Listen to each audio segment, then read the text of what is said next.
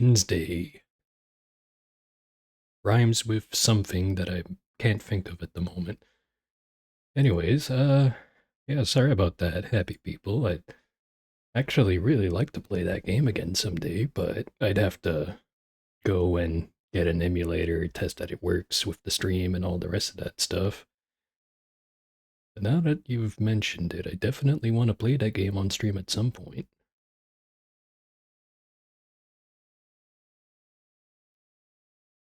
Anyways, let's get into some RimWorld.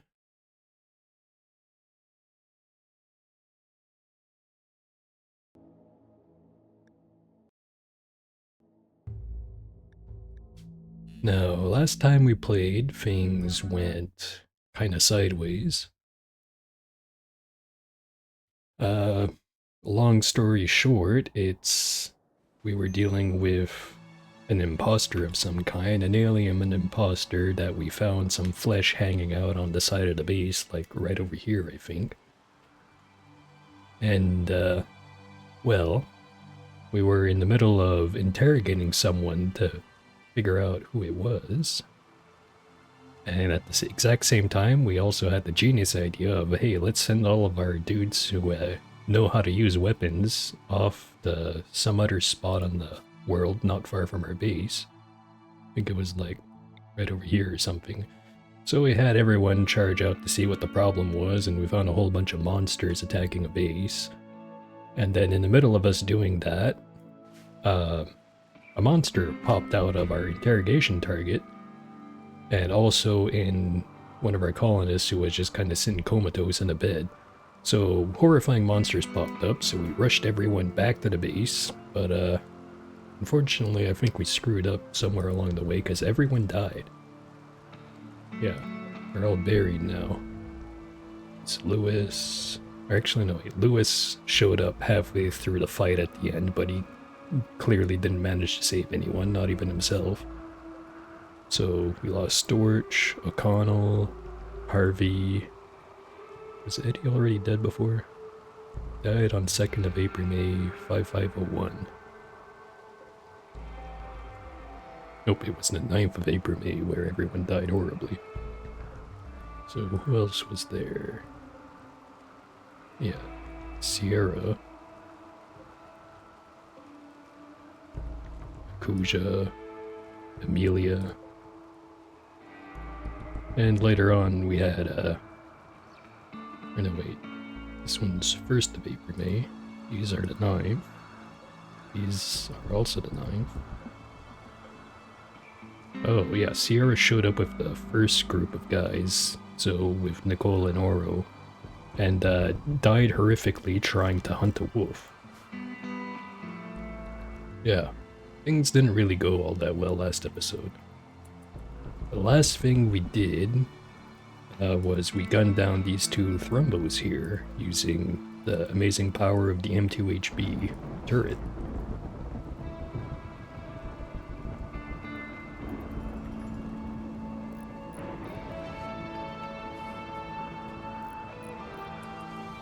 Anyways, if we run into anything related to metal horrors again, we're either gonna make sure we have flamethrowers available, which we'd have to research from the anomaly research tree, or we just make sure to install a sentry right in front of the interrogation room, like right there, so that if a horrible monster runs out, we can immediately shoot it right back in there.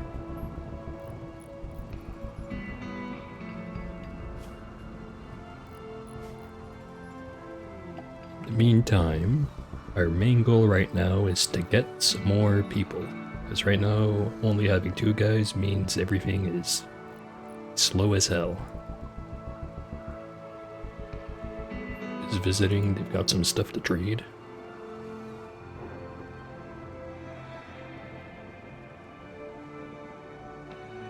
There they are.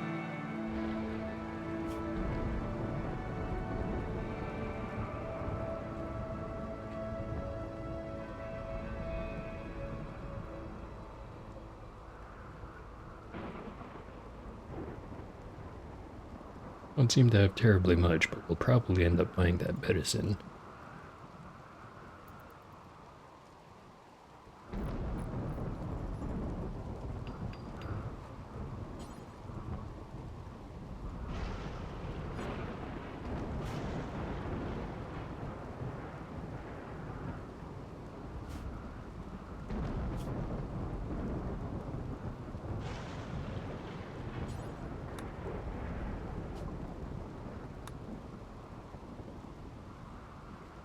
Alright, so gonna get rid of any bad weapons we don't want.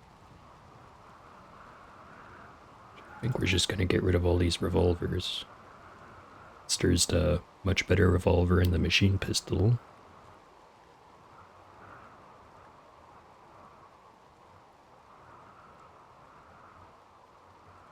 I guess we'll sell the regular cloth face mask too. And then, like I mentioned, we'll buy up that medicine. Yeah, that should be good.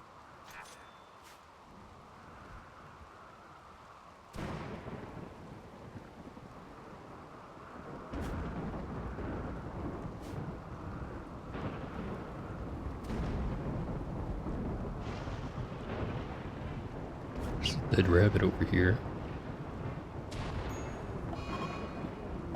Not sure if we killed it in the crossfire or if that's been sitting there for a while. Dead for less than a day. Must have gotten caught in the crossfire while we were gunning these down.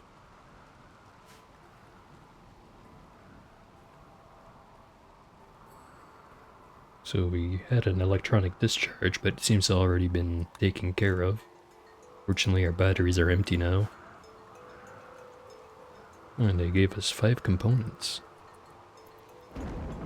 How nice of them.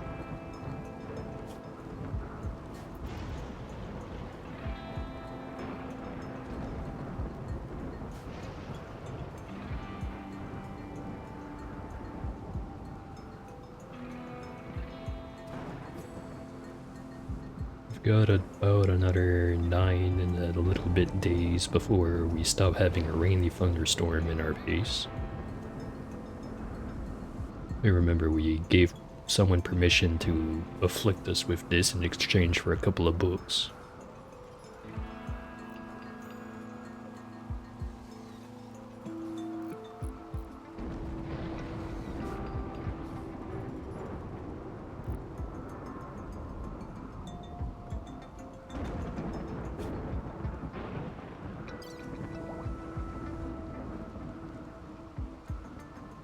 So we're gonna try to eventually get skip abductions. That's gonna take a while to research, and it takes 40 research for this part. Yeah, the only things more expensive seems to be stuff over here like the Frenzy Inducer and the Bioferrite Weaponry, which we will want to get those eventually since Incinerator sounds like the exact right thing to deal with stuff like Metal Blood Horrors. All we'd have to do is have a little armory here on the side of our containment facility, which, think about it, we're definitely going to have to move the containment facility somewhere else, since they need to all be stored in their own room if you want maximum containment strength. Anytime you have more than one holding platform inside of an area, it gives a big penalty to the containment strength. So if we have like a pile of shamblers or something, we can all keep them in the same spot and probably not have to worry about it, but anything more dangerous than that we'll want to have isolated completely.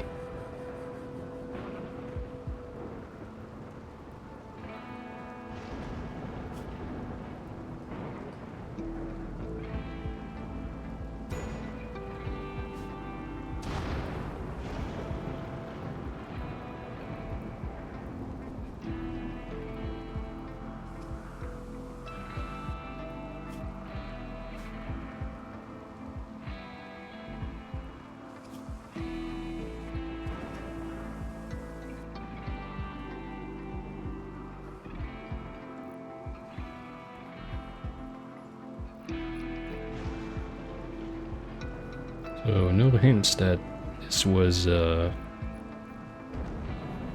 related to the Thrumbos, or if it was that little group of hares that showed up at one point.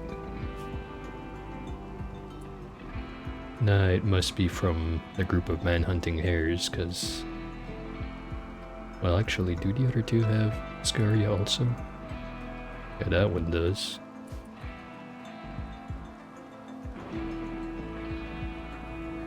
There was another one that I think got butchered already.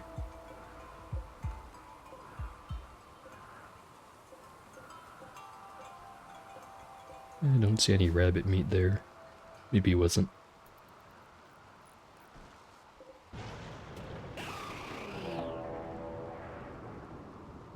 Ociosphere.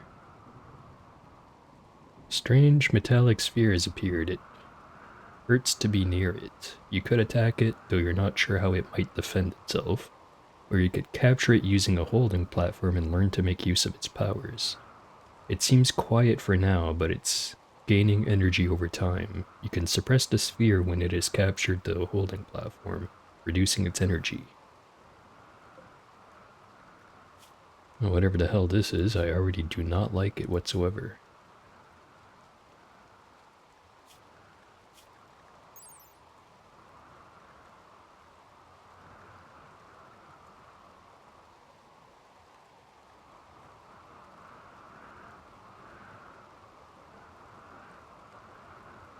It's not clear what will happen when it reaches its full capacity. However, if you capture it, you can decrease its activity by suppressing it.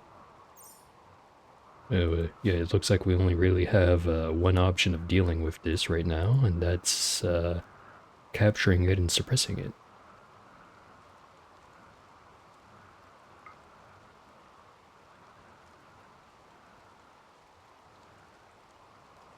It's increasing at a rate of 15% per day, 10% from its base level, and 5% from not being in a sealed room.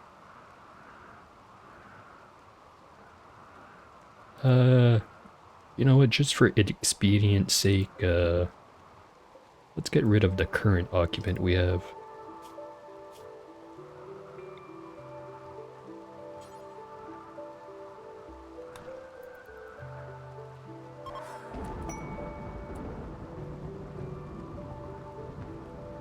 We can now research insanity weaponry.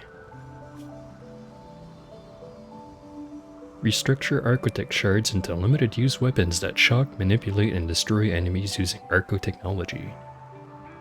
Lets us make shard animal pulsers, shard insanity lance, and shard shock lance.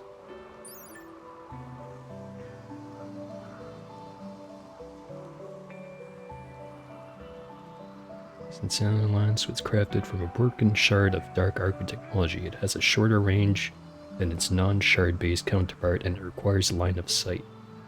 Now, I was about to mention, there's regular versions of these you can find, rarely, usually from quest rewards, or if you get lucky while invading a settlement or an abandoned facility or whatever. But these seem to be slightly worse versions that you can craft using shards and bioferrite. And it wouldn't be terribly expensive to unlock these.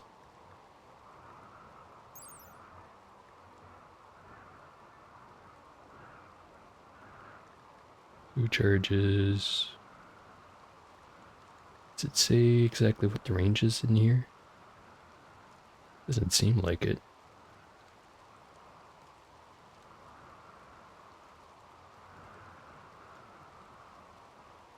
Well, either way, we now have something we can theoretically put our shards into, if we ever have a surplus of those. We have 2 of those right now, or just 1?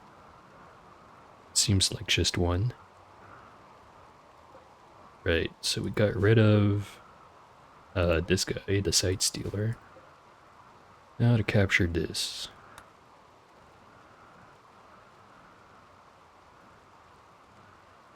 Doesn't require any level of secure containment.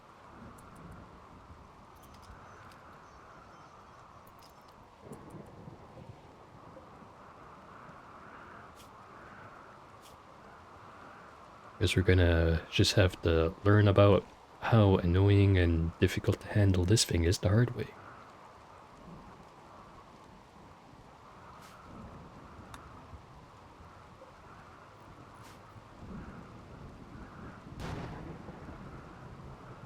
Also, on the subject of corpses for stuff like this Sight Dealer here, since it's counted as an entity corpse, it's not set to get cremated in the crematorium by default.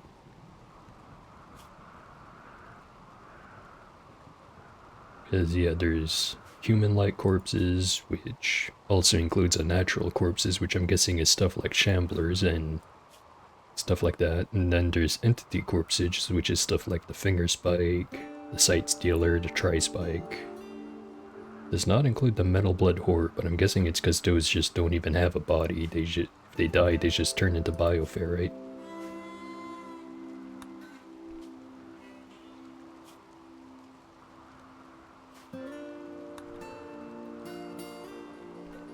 Yeah, it's... we could butcher this body, but all we'd get out of it is dread leather, which I think makes bad quality clothing, and it's only ever worth doing if your ideologian has shoot, I forget what the name of it is, but you'd need to have as one of the central memes for it, which this one is the Raider meme.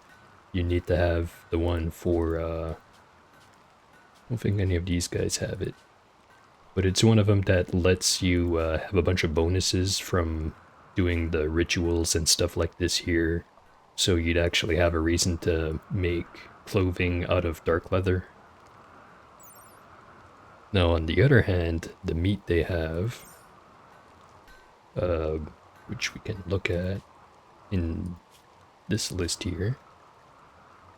They drop twisted meat. Pieces of twisted muscle and gristle, bloated with tumorous growths. These bizarre shreds of flesh must have come from a horrific creature. Just based off of that description, I'm guessing that people probably wouldn't like to eat it, assuming that it doesn't also just make them horrifically sick or something like that.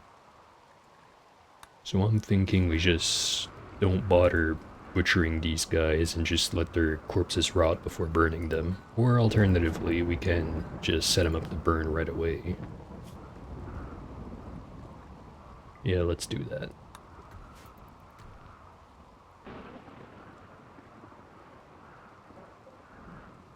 Still curious about the orb. Another meteorite. It killed a rabbit.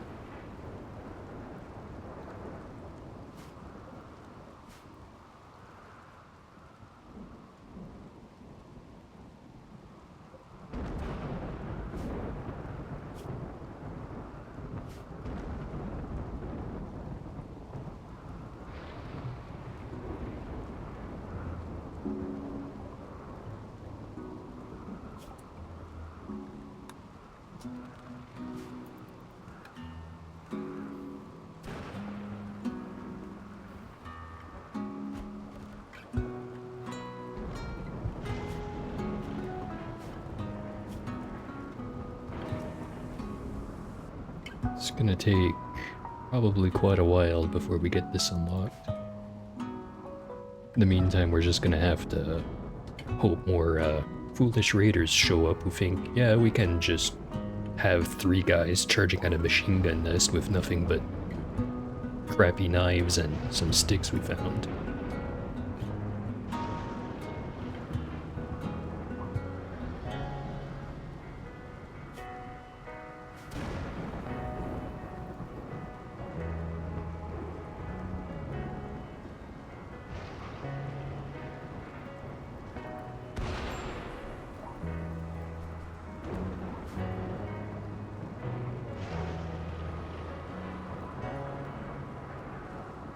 This one we still need to protect for another 29 days, this one for 6.9 days.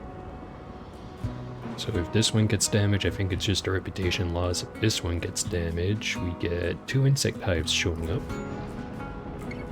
And based off of where we have Overhead Mountain, it would either show up in our stockpile, in our unused fungus room, or over here in the empty room. All of them would kind of suck to have a bunch of giant bugs inside of, so let's just make sure this doesn't get broken in any way. In retrospect, maybe I should have just abandoned that quest instead of building this, because I think all we got out of it was reputation.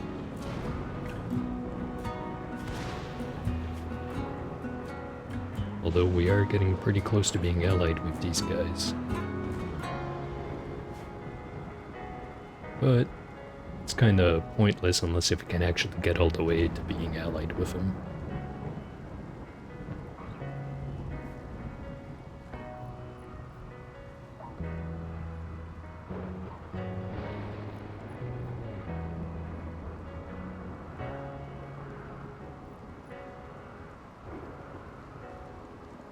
As long as we can keep suppressing this thing, it probably isn't going to screw us over. Probably. And check to see if it was doing any negative effects on my guys.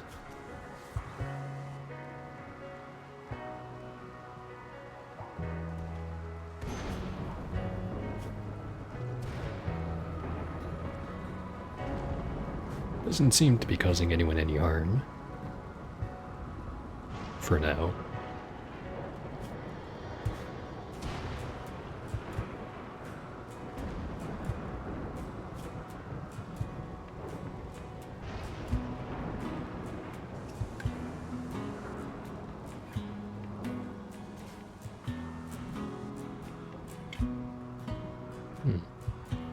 So here's one of the horns from the Thrumbo. You can see why someone might want to kill such a majestic creature. I think it's actually pretty decent as a melee weapon too. So it does 10.53 melee damage per second, and it's got 41% armor penetration. Let's compare that to the plasteel knife. It's got 8.98 melee damage per second and 19% melee armor penetration. So I think it's got about 2.1, if you round it, it's like 2 points more damage per second.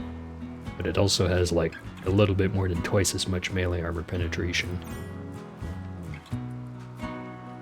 And that's just using the horn as is, compared to a plasteel knife, which is one of the best materials you can make a weapon out of, although it's not necessarily the best weapon you could have made it out of. I'm sure a plasteel gladius or a warhammer or something would be a lot better.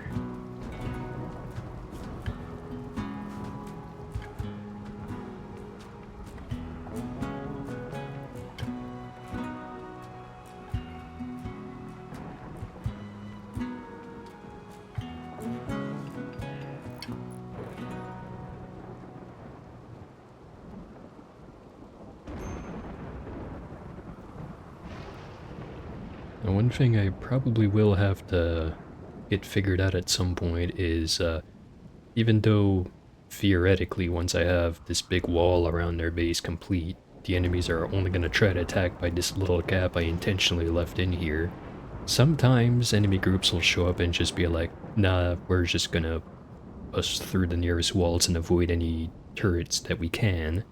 So I will want to put down a bunch of automated sentry guns around the place, because can't be entirely sure of where the threat's going to be, because hey, for all we know, there's going to be like a polar bear that sneaks into the base at one point, hides like up over here, and then decides like it wants to eat someone that's walking out over here. Right now I have no turrets pointed that way, so if I don't react fast enough, well, someone's gonna get mauled by a bear. If there's an automatic sentry gun that shoots 40mm grenade launcher ammunition though, it can take care of the bear and also blow a giant hole into the side of this green room. But I'd rather have a hole in my base than have a hole in my heart from losing another colonist. Lost way too many of those as it is. Another eclipse.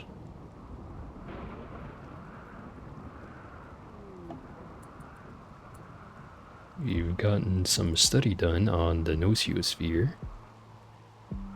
It seems to have a single purpose: to inflict pain on those around it. Thinks you may be able to weaponize the nocosphere, but you must study it more. I'm sure this will not backfire in any way, so keep at it.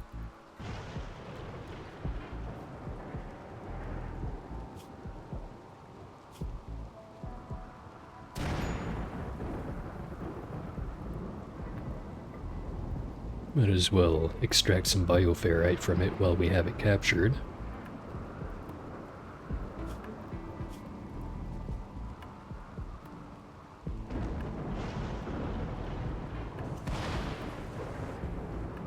Now, this thing isn't ever going to try to escape, but I somehow doubt that it's going to be perfectly fine with just sitting here as long as we occasionally show up to tell it not to activate, whatever that entails. Well, we're gonna have to find out the hard way, since I have no idea what this thing does. Activity is rising due to taking damage.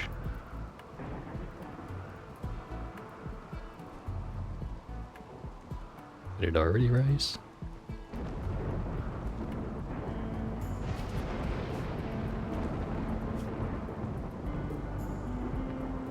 There's a crack in its shell.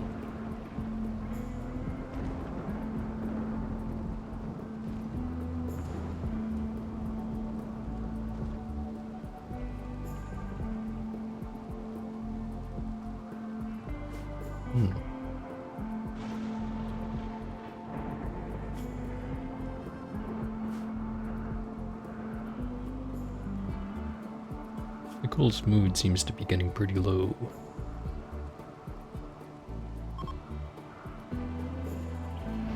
Though that's pretty much entirely from the fibrous mechanites.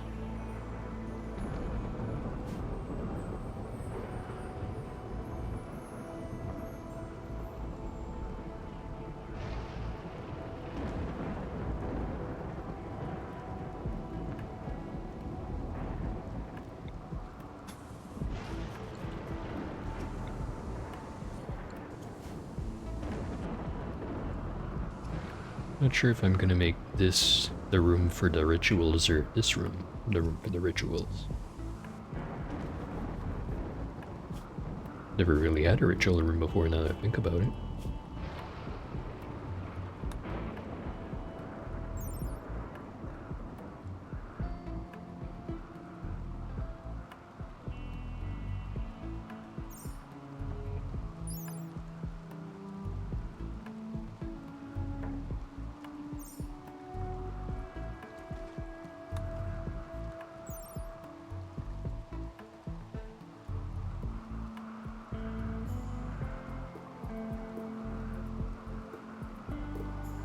Right. So it'd probably be a good idea to have a bunch of these void sculptures around our ritual spot once we are ready to do that. These take 50 bioferrite per statue though. So that's what, 300 bioferrite if we want all 6 statues?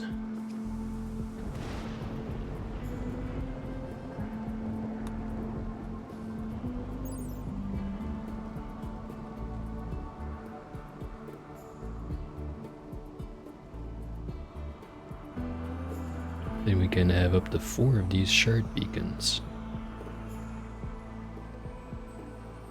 Once we have it researched, of course.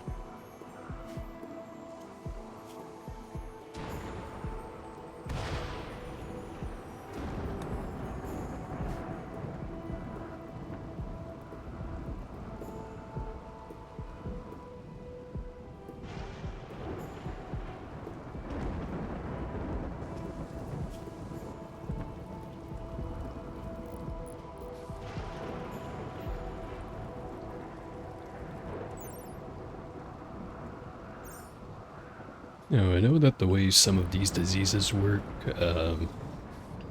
it's whenever you have a chance to tend it, it'll take the 10 quality, like in this case, it's 64%, and it'll add that to like a total counter that's hidden. But I think it needs to reach like 300 in total, so like, let's say on average the 10 quality is like 50% or something. We need to give like 6 treatments to get rid of whatever the disease is.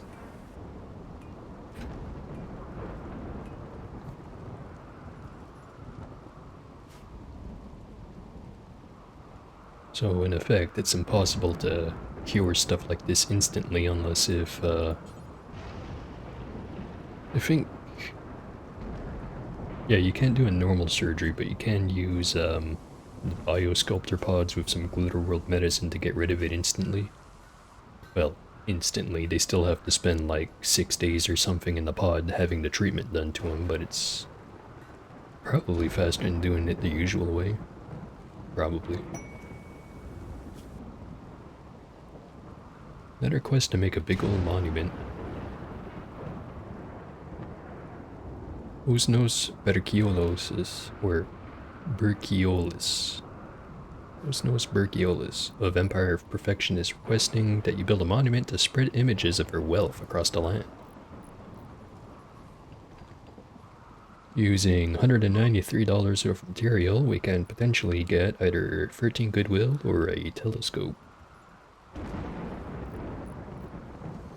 Construction needs to be completed within 10 days. You'll receive the reward on completing construction. Then we need to protect it for 15 days. And if we don't, then the reputation falls by 10. I think we want a telescope.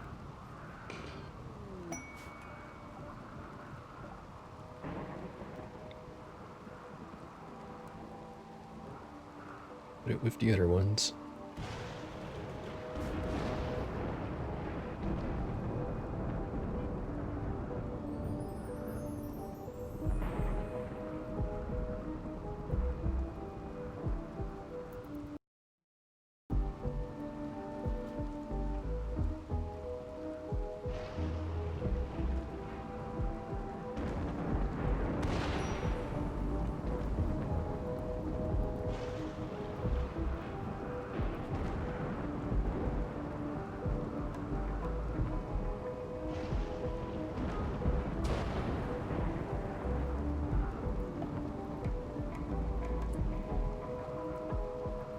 We've learned how to intentionally activate the Nosiosphere. When activated, the Nosiosphere will teleport to a remote location of your choice and unleash a barrage of pain on anyone nearby. The Nosiosphere will continue to hunt down anything nearby until it is destroyed or it chooses to return.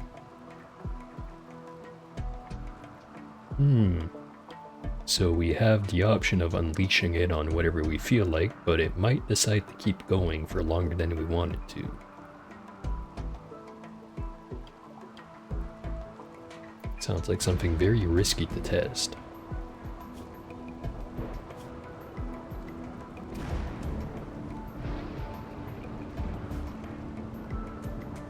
If we want to activate it, we just click here. Teleport the Nosiosphere to a nearby location and will then unleash an onslaught of murder and pain on everyone nearby for a short time. Nosiosphere will hunt down any creature, including allies and other entities. The Nosiosphere can be sent multiple times.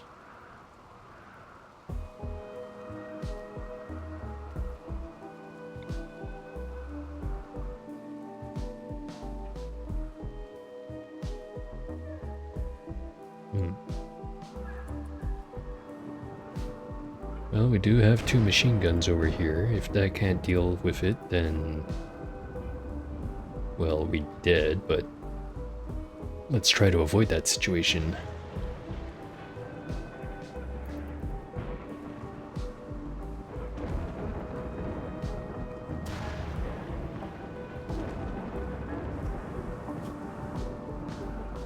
I heard a caribou that showed up.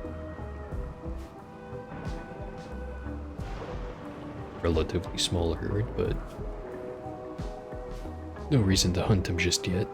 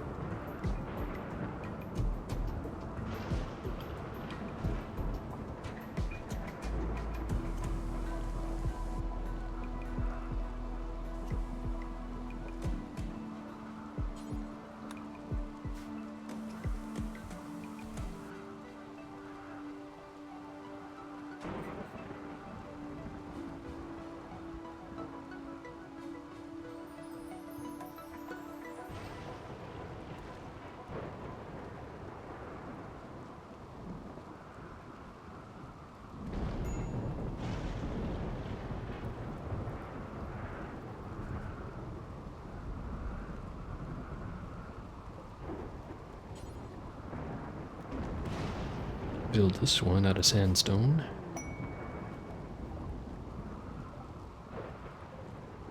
Got a bunch of psychite tea.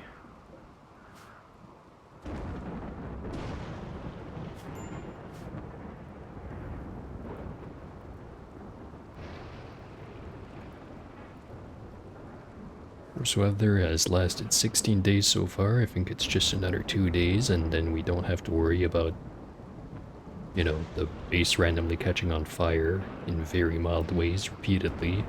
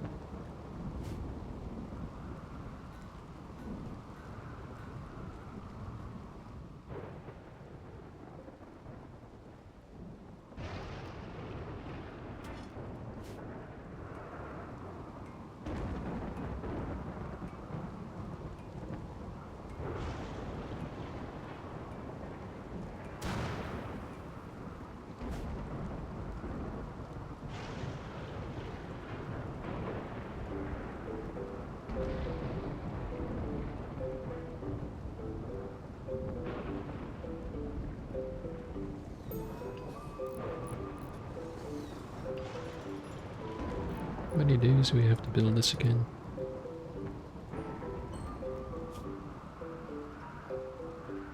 Got 8 days left to do it.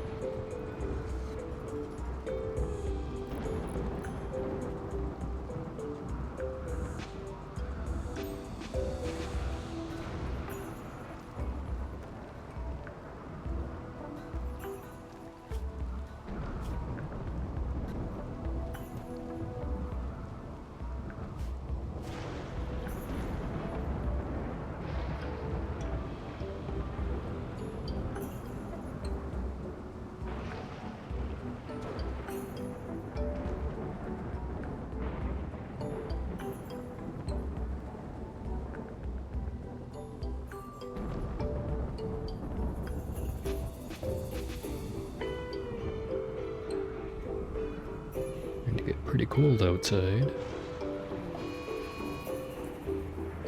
Group of beavers showed up. 3 of them to be specific.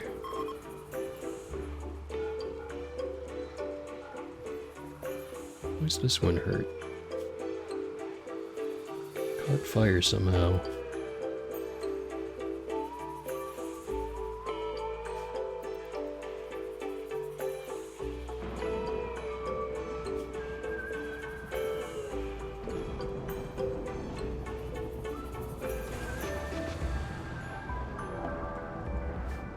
There we go. Better read.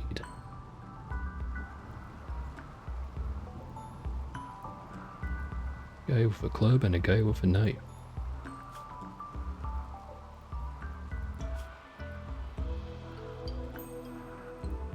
This guy's a pretty good miner, and he's a decent crafter too. Be worth having. This guy's good at constructing, mining, and animals, but he's got a mix of a bad back, and he's also a pyromaniac.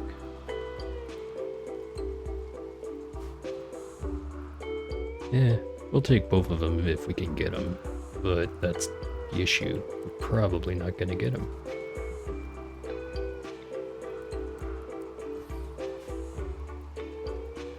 They are attacking immediately.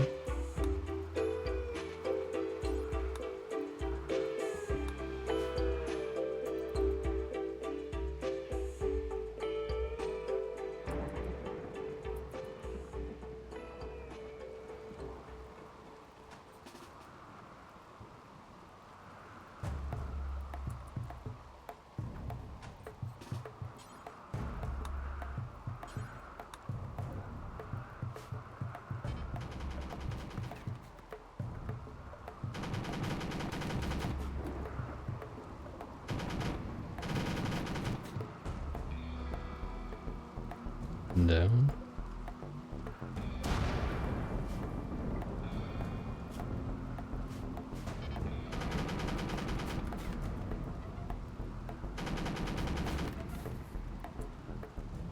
Two down, and we can capture this guy. He did get one of his legs shot off, however. Yeah, we can give him a pig leg. Unwaveringly loyal. Well, it looks like we're not capturing him after all. But we will... Well, I say not capture, I mean, we're not going to recruit this guy. We're still going to capture him.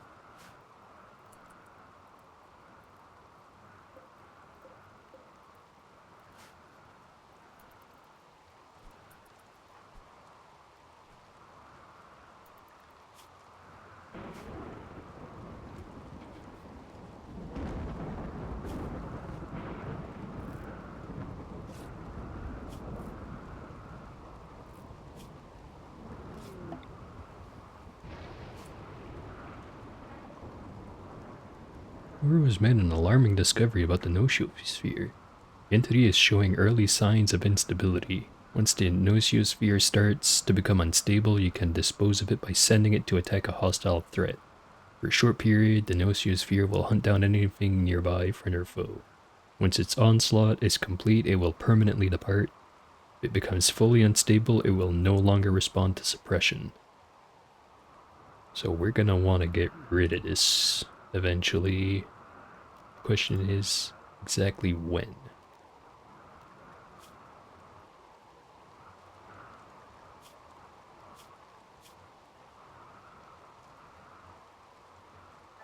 Or does it mean it's already unstable and we're heading towards that event?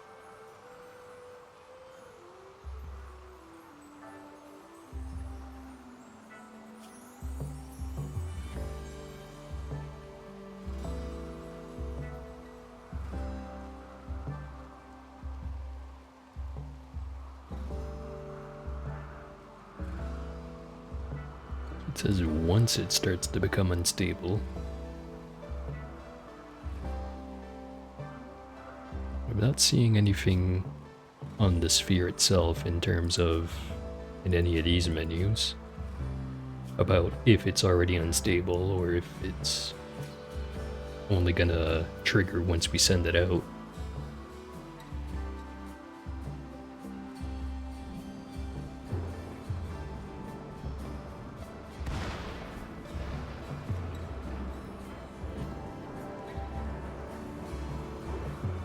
Well, if you notice its activity level anywhere close to, I don't know, 80% or higher, then we'll definitely send it out.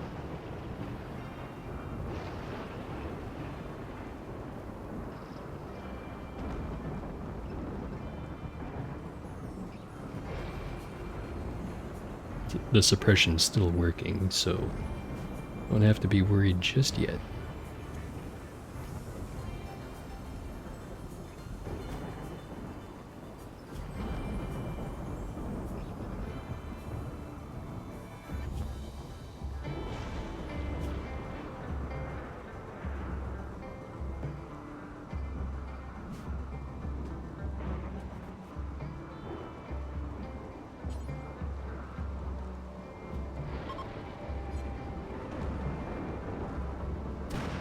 Weather controller is no longer changing the weather. That's nice.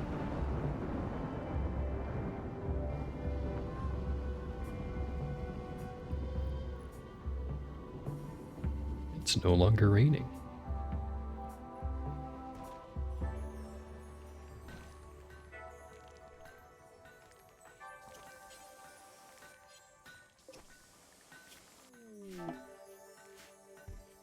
Animal migration.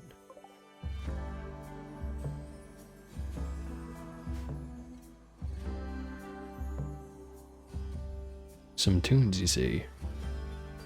Is the background music not picking up very well? So I can turn that up a little bit.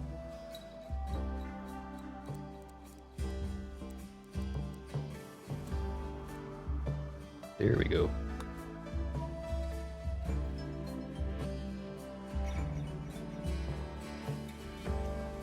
Yeah, looking at the soundbar over here, I can definitely turn it up a bit more.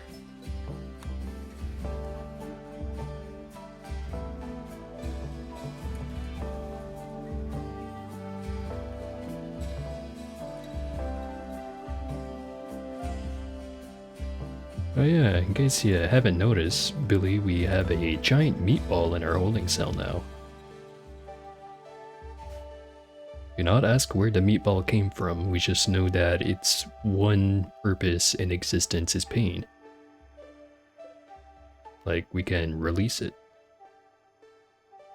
It says here, it will hunt down any creature, including allies and other entities, so yeah, we can now unleash the meatball.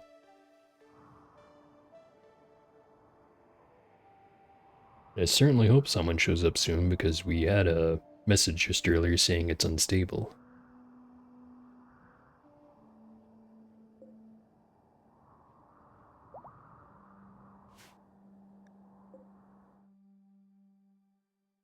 Oh boy, he's no longer incapable of walking, so he gets thrown out of our base.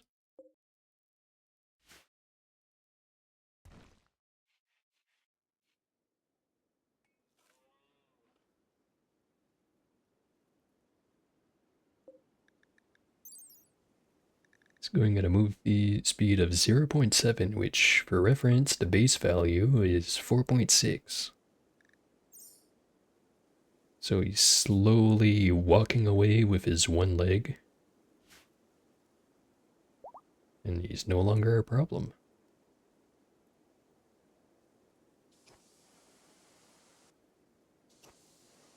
Hello there, Critter Cratter. It's a fun name you have there.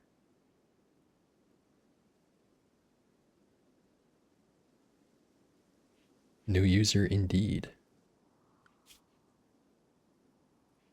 So we still have those alpha beavers wandering around, eating all our stuff. Let's just increase our hunting priority.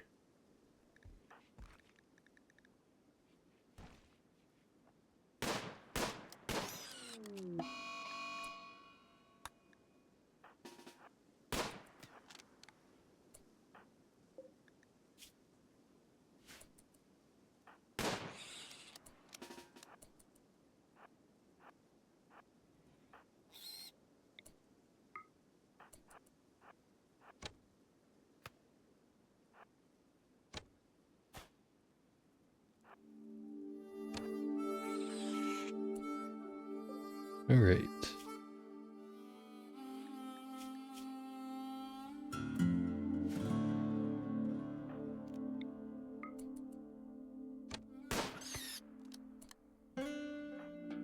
I wonder if stunning him made him easier to hit, you know, while he was stunned. Seemed like a pretty decent duration on it either way.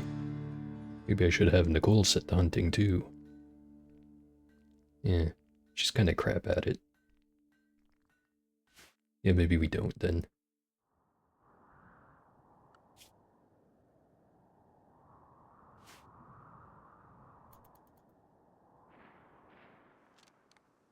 Nearly done with our new monument.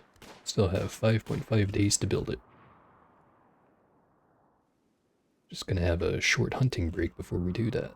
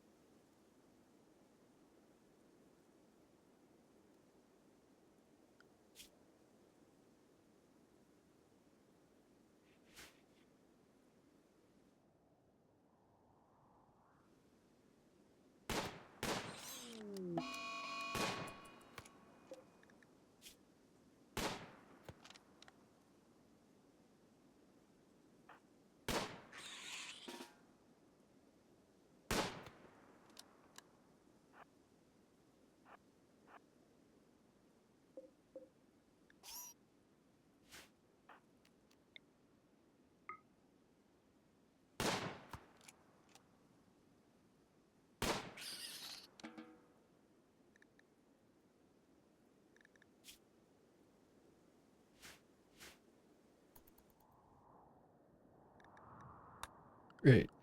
Beavers are done for, so now we don't have to worry that all the trees on the map are going to be gone. Just most of them.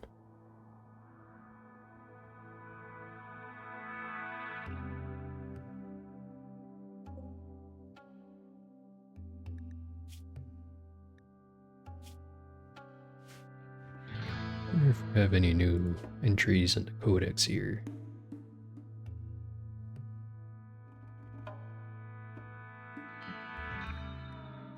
It doesn't say anything about how we can deploy it or anything.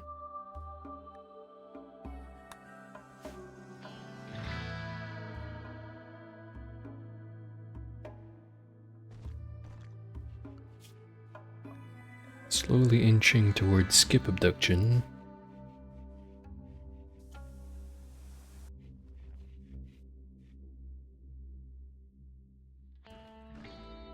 just such a large base just to have only 2 people living in it.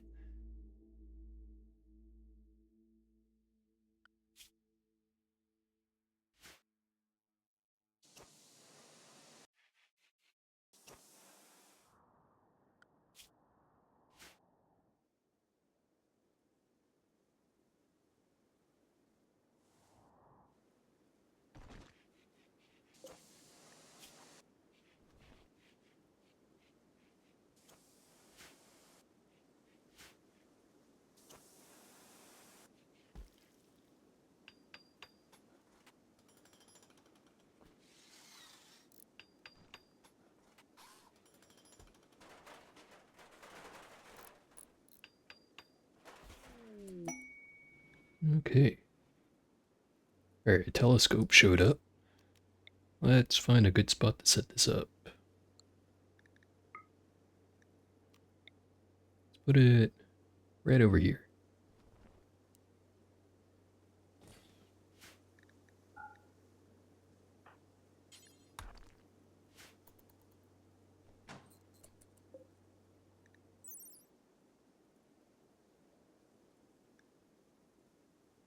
So I forget if it was a mod I was using at the time or something, but I've sometimes had pawns use the telescope and then the little event will pop up saying like, oh, they spot a meteorite that's heading straight towards our base, and then like a meteorite full of like plasteel would land somewhere nearby. Not sure if it's just like an early warning for the meteorites or what it was exactly. And I guess we'll find out once people get to using it.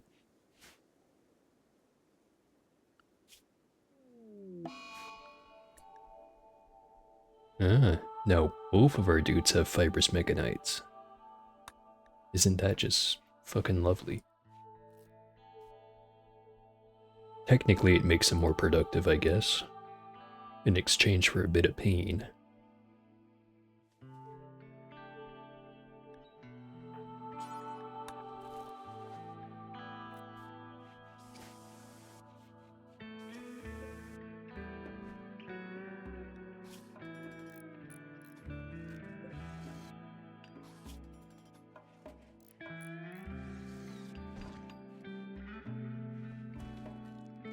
Notice the crack on this thing's shell never healed. Maybe it's just it never heals at all, and it'll just slowly build up cracks and scars and whatever on it until eventually it just crumbles or disappears. I don't know, man, it's a giant alien meatball. It can work in whatever damn way it wants.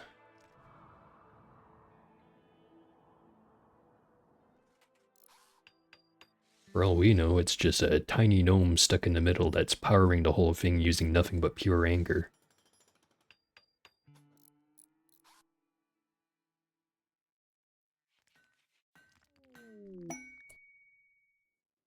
Oro and Nicole are getting married. Oro will change his last name to Squid. Yeah, Nicole Squid, Oro Cat. Now it's going to be Oro Squid. Oh hey, I didn't even notice. Critter Cratter, thank you very much for following.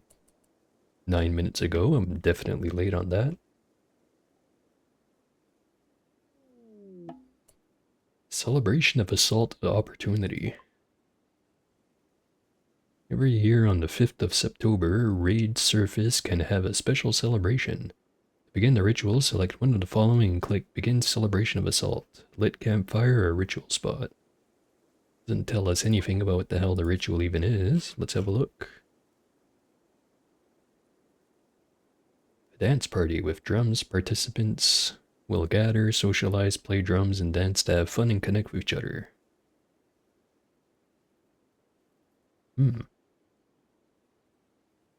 When's that take place? The 15th. So that means we can hold the ritual right now.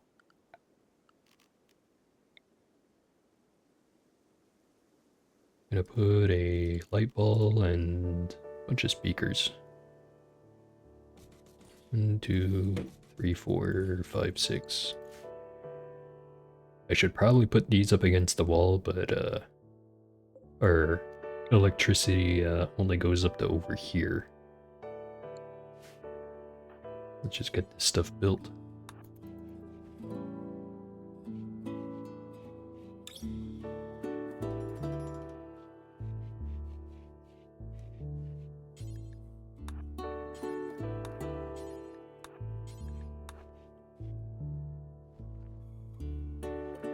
It's 2 components per speaker, so I just burnt 12 of them.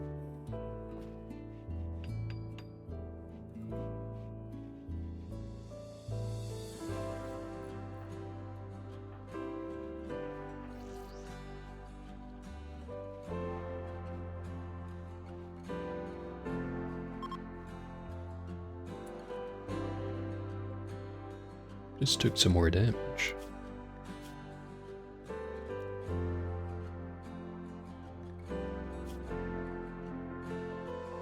It's got yet another crack on the outside of it.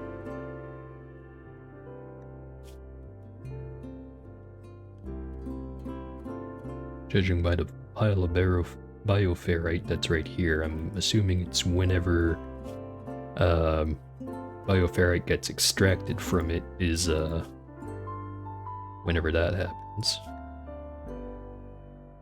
Still can't see anywhere on if it's reached unstable state or not, because we do want to get rid of it before it goes completely unstable.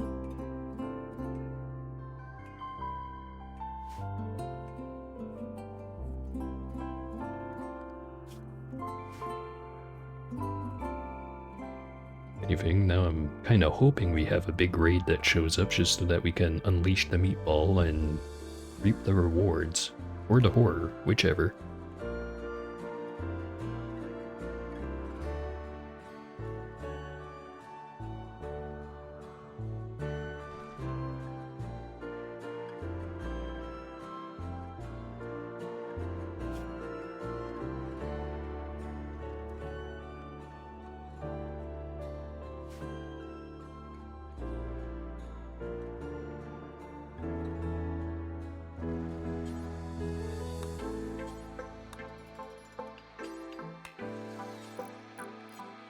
Okay, got all of our speakers set up.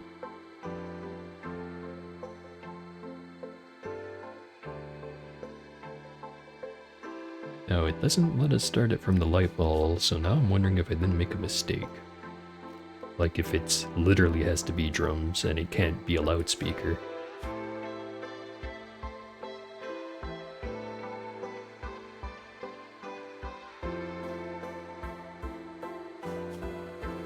Well, let's see.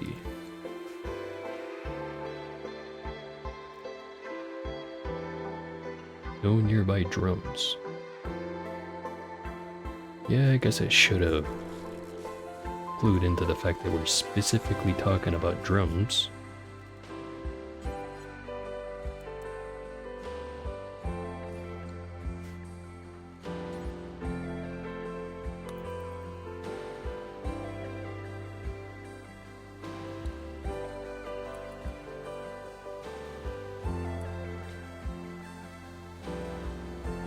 Right, if we want maximum quality, we need 6 drums, needs to start at a campfire.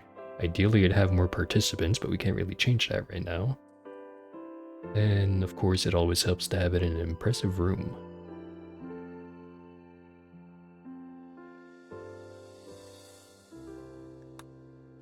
I guess we'll put down... Wait, how much was it again? 5 more drums.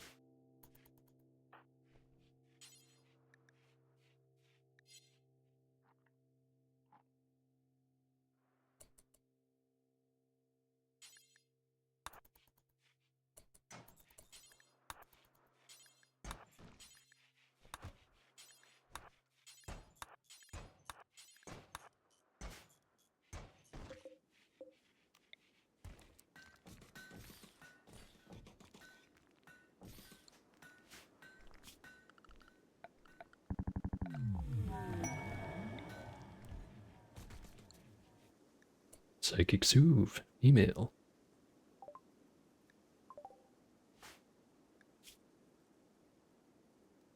Should help with Nicole. Although having someone who's iron-willed has so far been very helpful because their mood needs to go all the way down to these little notches on this bar before you start having to actually worry that she's gonna flip out, compared to Oro over here who has a more normal bar.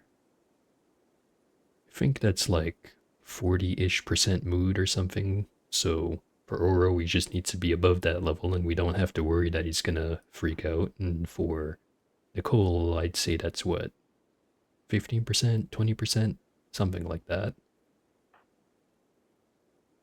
Actually, maybe there's specific numbers in the information thingy here.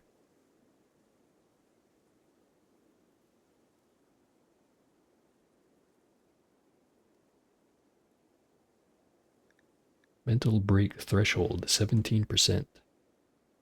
So the base value is 35%, and the iron will takes 18% off of that.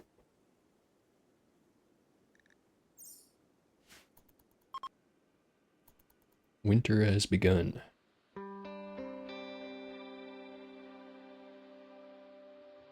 Yep, it's December and we still haven't had any snow. Kinda reminds me of some places I've been in life.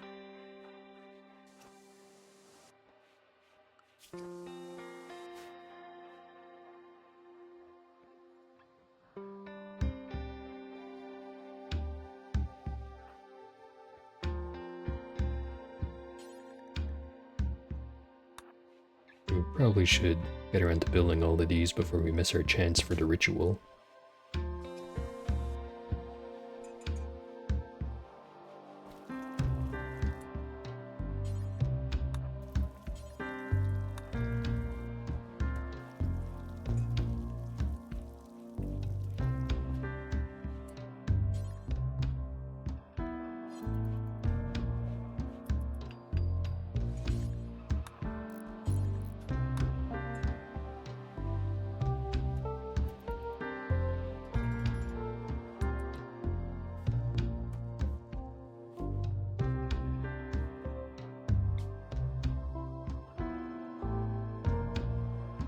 Probably start it right now, but let's get those last two drums finished off.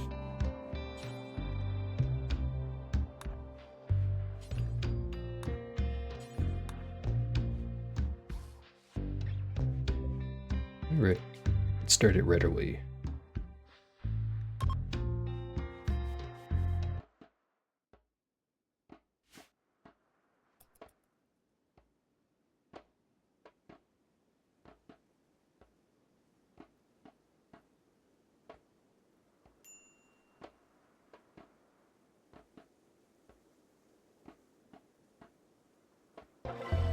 Well, I could barely hear the drums because only one person was playing them, but it was a fun celebration. Everyone participating in the ritual gains 8 mood for 6 days. You've discovered the location of an ancient complex.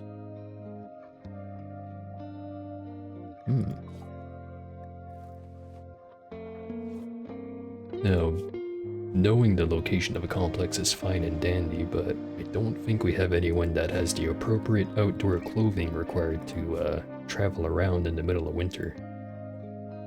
But this structure here is not going to disappear anytime soon, so we can just wait until the next summer to go and plunder that.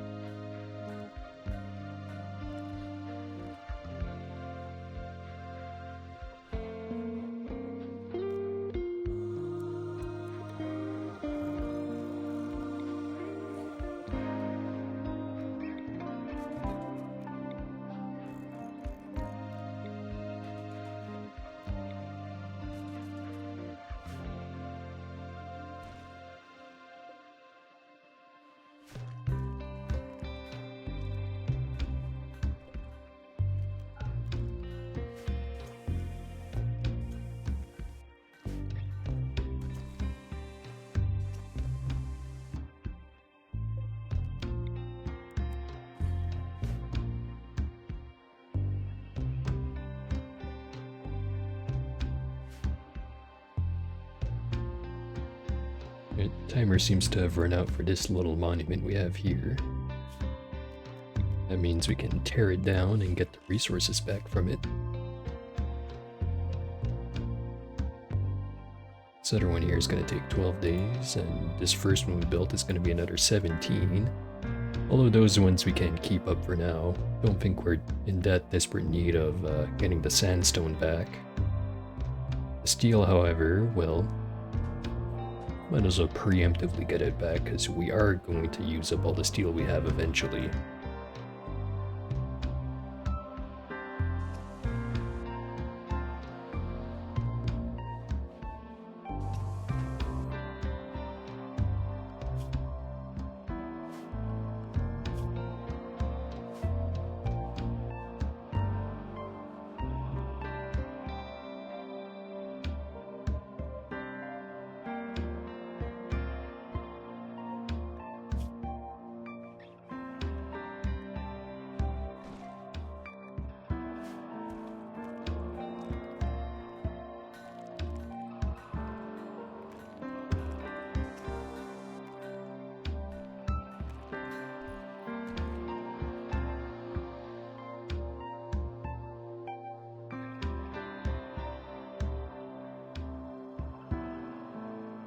Making very good progress on the outside wall.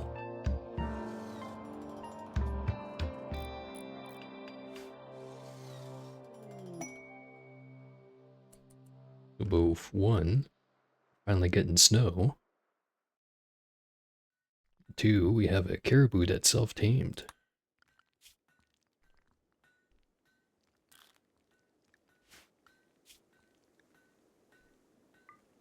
Unfortunately for the caribou, we do not have a use for livestock. So he's being immediately promoted to dead stock.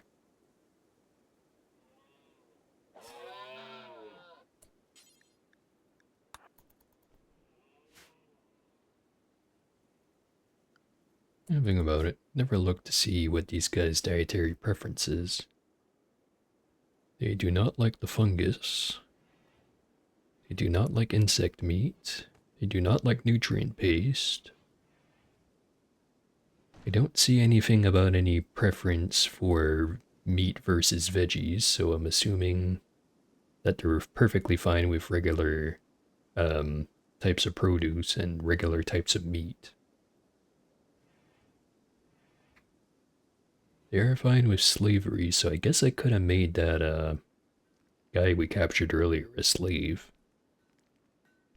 Although then we'd have to set up a slave quarter and have all the proper stuff in the assignment so that they're not eating our good food, so we have him on simple food and have it on slave apparel, which, I don't know, on any map that's too cold or too hot where you need specific clothing to not horrifically die if you're stuck out in the wilderness, makes it a very bad place to have slaves because, well, if they're wearing their correct clothing for the environment, they're not wearing the slave collars that you're supposed to put on them to, you know, make sure they don't have any funny ideas. Yeah, funny how slavery is not a very optimal strategy for most people.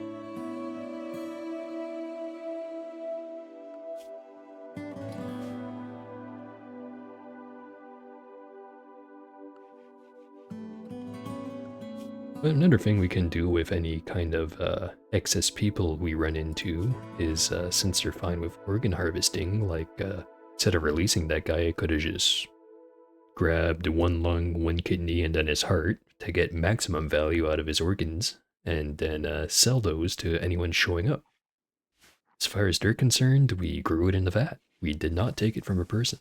I mean, what are they gonna do? Try to look up the product history to make sure it was ethically sourced?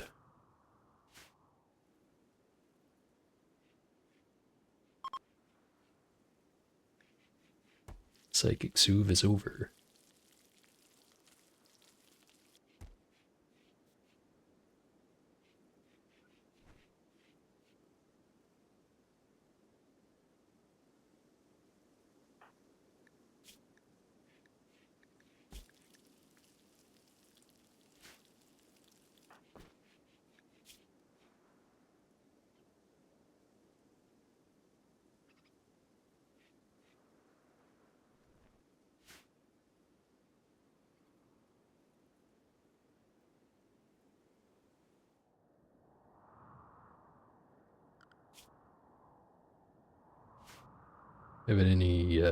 Haven't had any polar bears show up in a bit.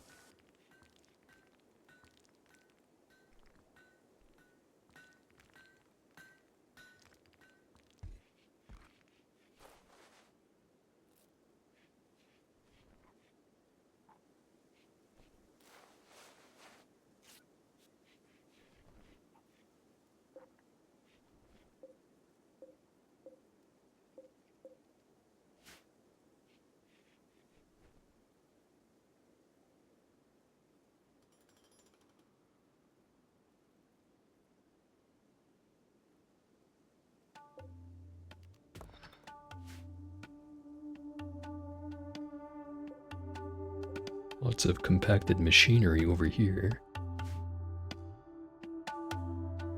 Might as well designate it all to get mined out.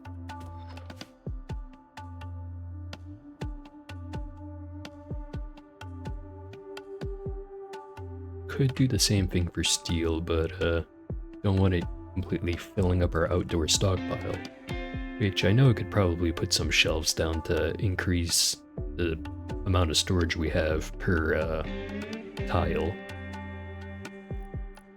But it's easier to just not dig more steel than we need.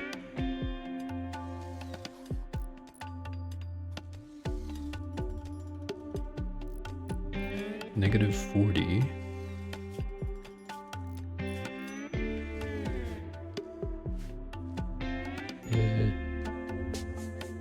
Really need someone who can do tailoring, but I don't want to bother training up either of the pawns since neither of them have any passion for that type of work, so it would take a whole ton of material to train them up to any decent level, so we just essentially use up all of our leather to make a bunch of very crappy jackets. Just kinda seems like a bad idea.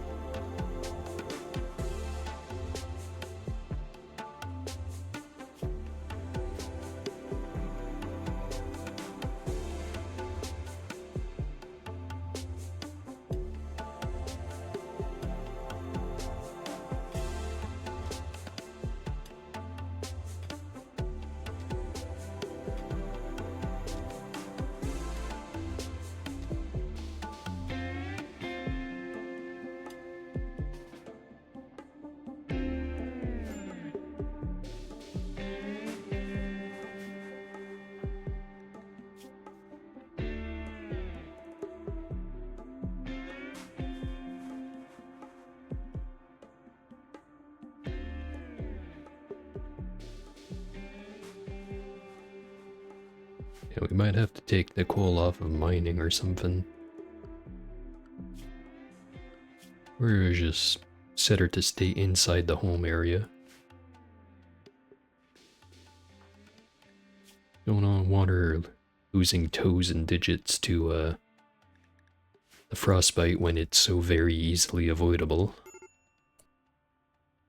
Speaking of easily avoided things. Huh. Extreme frostbite and one toe that has frostbite is enough to knock someone down, apparently. Let's make sure it doesn't get worse. Doesn't seem too hot inside the base either.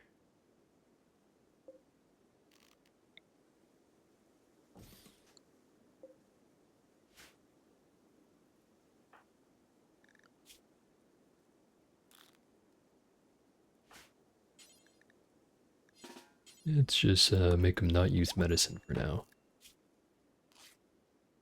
Maybe that's a bad idea, but I did it anyways.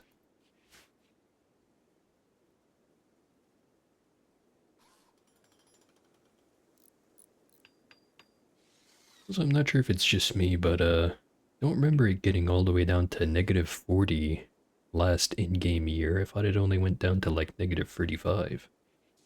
Is it getting colder?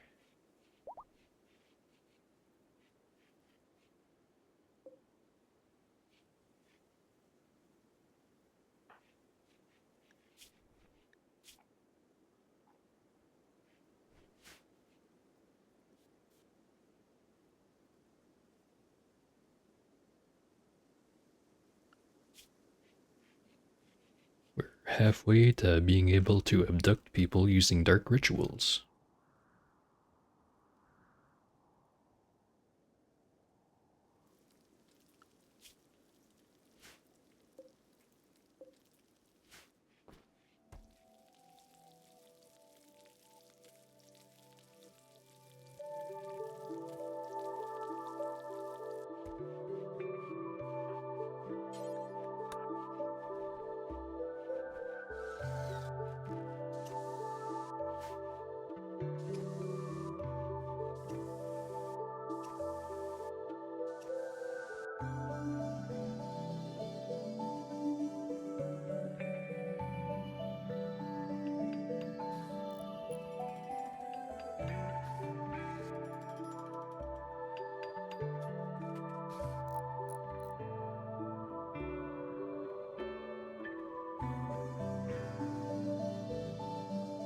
Wonder when they're gonna do their marriage ceremony.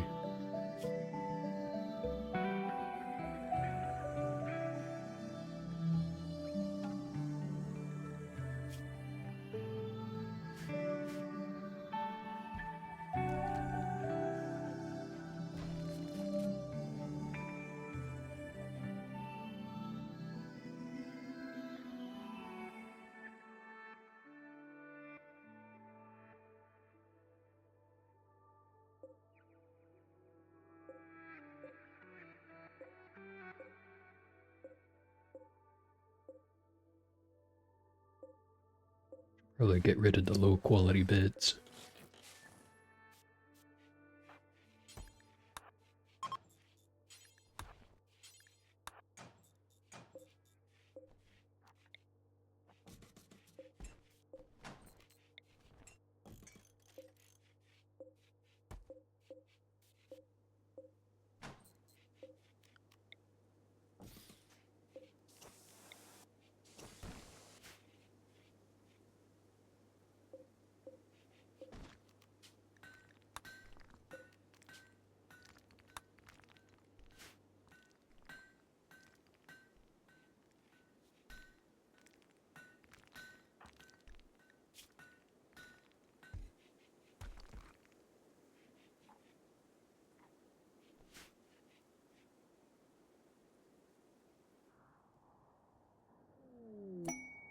Quest available. The deep polar bears. Osnos Berkiolus, the Dame of Empire of Perfection, recently lost a scouting party to a pack of two man-hunting polar bears. She wants to draw the beast towards you to be killed to uphold her honor.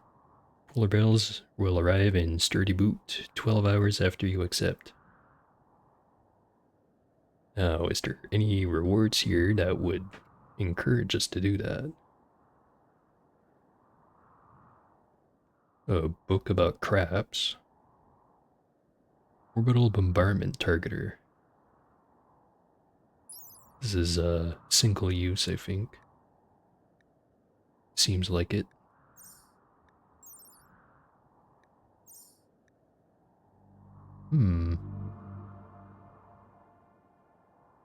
I get the feeling we could easily take out two polar bears as long as we draw them towards the turrets. But in terms of material value, we don't really need a pile of silver or, well, maybe we do. Let's just read what the Soothe Pulsar does.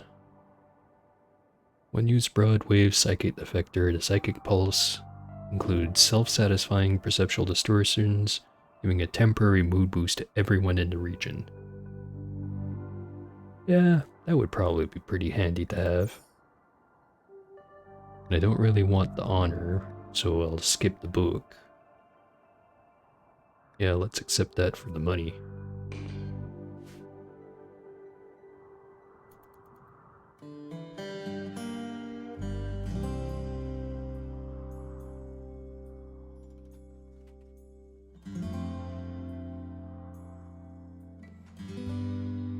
So the entire top half of our base is completely walled off.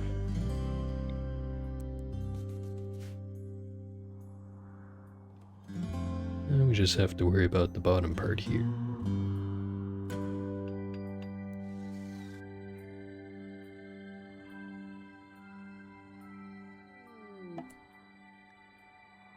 migration of lynxes.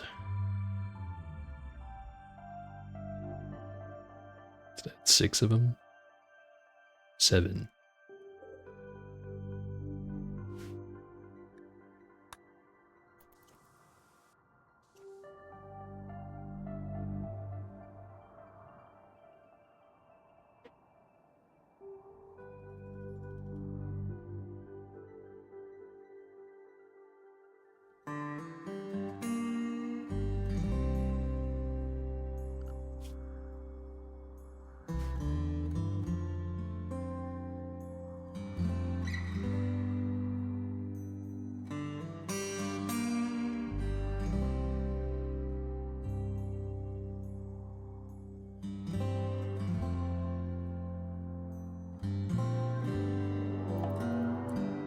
There's the polar bears.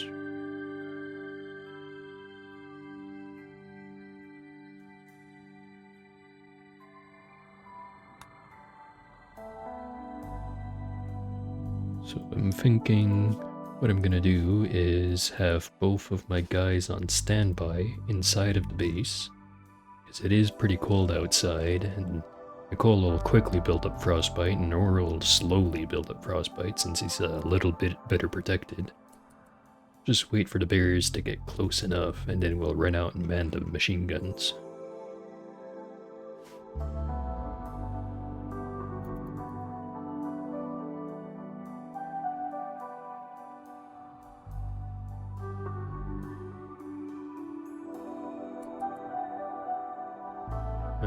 For now, they seem content to just run around out there.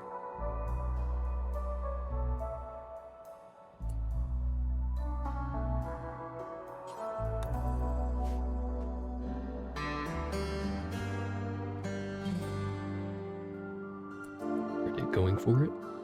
I'm gonna assume so.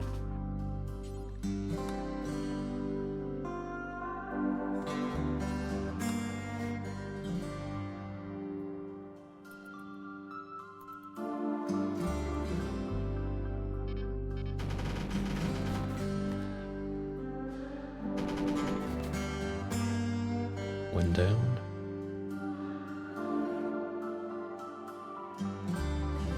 Let's see how far contestant number 2 can get.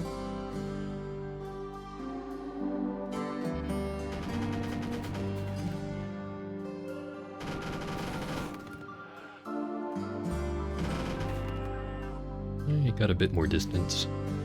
Still not enough. There's our small pile of stuff. All the way over here.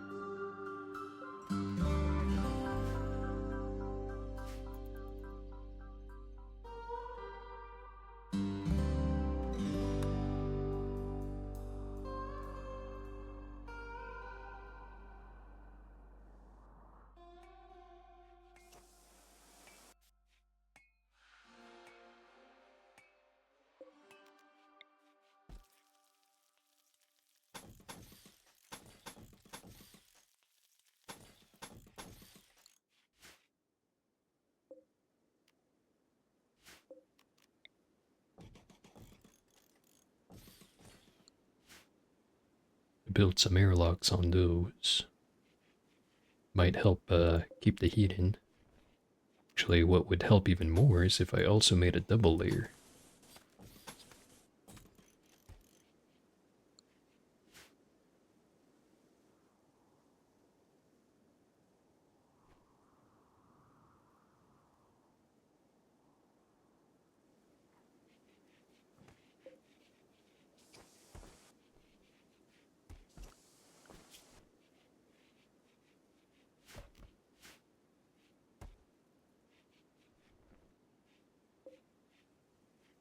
We have a big old timber shroom growing in the fungal cave.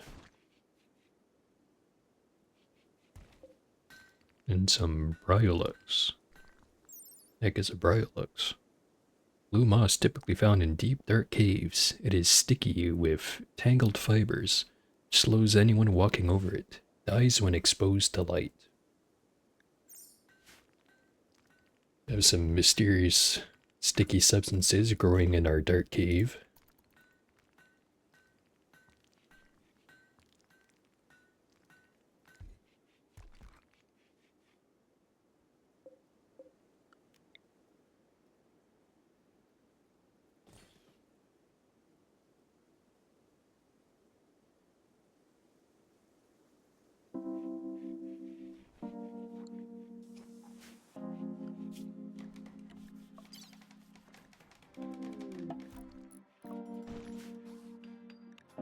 hey, that's exactly what we wanted. A brave named Keith has arrived and wants to join the colony. He is willing to contribute, but will not leave voluntarily, claiming to have nowhere else to go. You can choose to turn him down and send him away. However, your colonists will be disturbed at sending someone away in need. Well, no reason to reject this guy. There's no weird stipulations involved with taking him in. Let's see who just joined. Rita Keith, baseliner who believes in truth, was a budding artist, and he's a brave. Very good at melee, decent at plants, good with animals, and good at art. He is kind, very tough, and a jogger. Actually, that sounds like a very good person to have on our team. We could always use someone that focuses a bit more on hauling and cleaning, while everyone else is too busy doing other stuff. Take him off construction and hunting.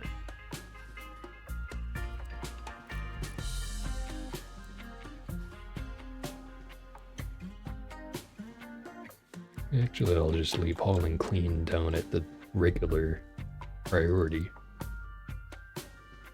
He doesn't have terribly much work to do because I'm not going to be growing or cutting plants for most of the year, and I think I already have the art bench suspended, so it's not making anything.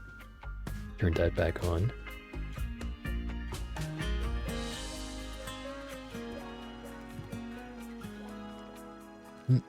Well, there we go. One more person.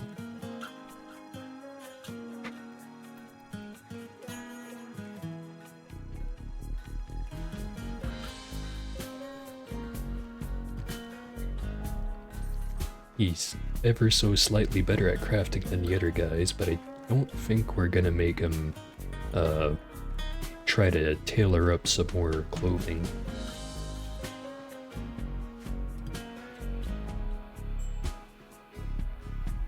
Low medicine. We only have 5 meds left. Yeah, I guess from trying to treat people's fibrous mechanites, which I noticed Nicole no longer has them. Oro still has to deal with them, however. Just noticed Pain Field was there for a second. I think it's from the sphere. Let's test that out. Yeah. Pain Field, Nocosphere, 12%. Searing pain caused by the presence of a psychically active entity nearby. The effect intensifies when the entity is more active. Activity level 49%. Did it say 39? Nah, it definitely says 49. Pain plus 12%.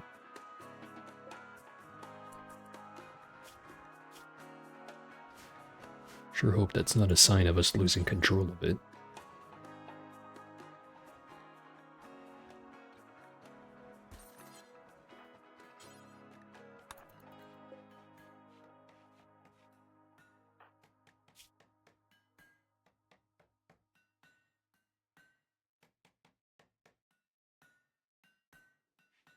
Yeah, it is going down as we suppress it.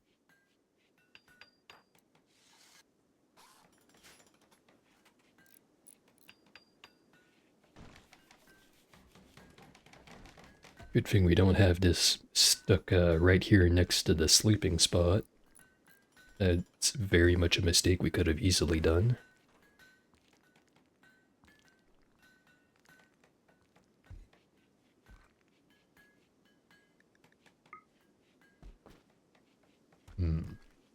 Our base could certainly afford to be more warm. Although the only cold rooms are here where we don't have anything built. Over here where we also don't have anything built. And I guess the room that we use a very small amount of the time because actually there isn't a good reason for this not to be properly heated. 10 degrees, it already has one heater. Well, never mind that, we have something much more interesting going on. An elk is pissed off. It's gonna Coming to attack us. Man the turrets.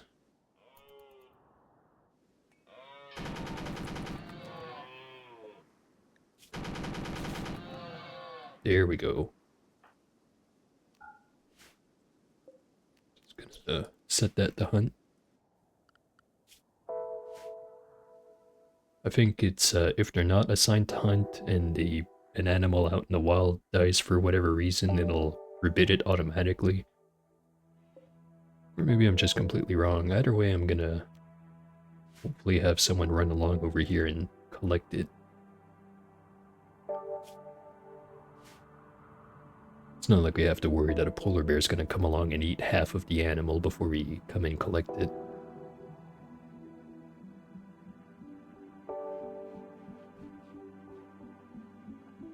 Anyways, we were talking about heating up the base.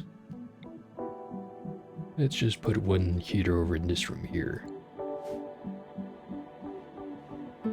Eventually we'll have to place some here, but for now we can leave it as is.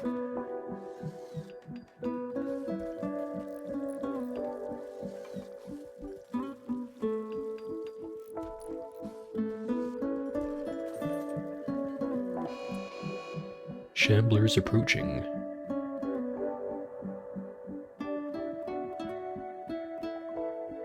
The inhuman force that animates them is fading, so they will collapse within a day. If you can capture one, you can study it for anomaly knowledge. Otherwise, they might not notice you if you leave them alone. Well, on the one hand, it'd be kinda nice to have some more study being done for the anomaly-related project, since it's taken us a while to build up how much research we already have. If we had more test subjects, we could do that a lot faster. On the other hand, however, the last time we had someone get hurt by a shambler, we ended up with those metal blood horrors. Maybe we don't risk it. We'll keep an eye on them. Since they'll collapse in less than a day, I suspect we won't have to really do anything about them.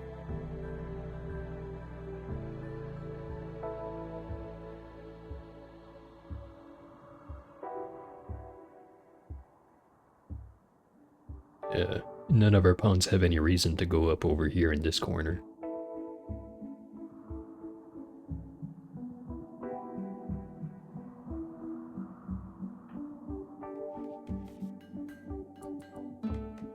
Oh, we already have an art piece.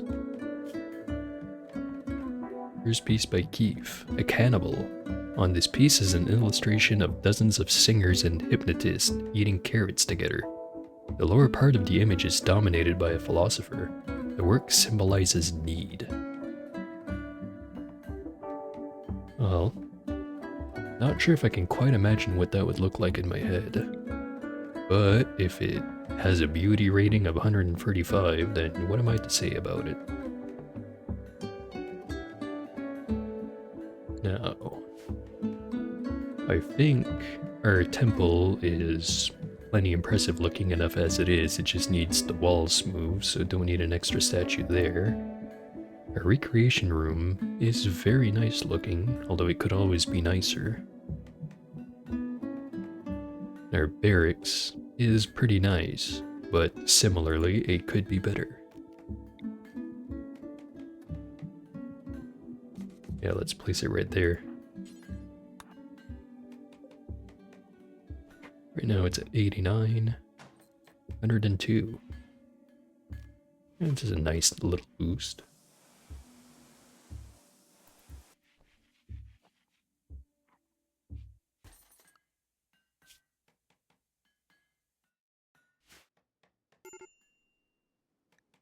Hypothermia.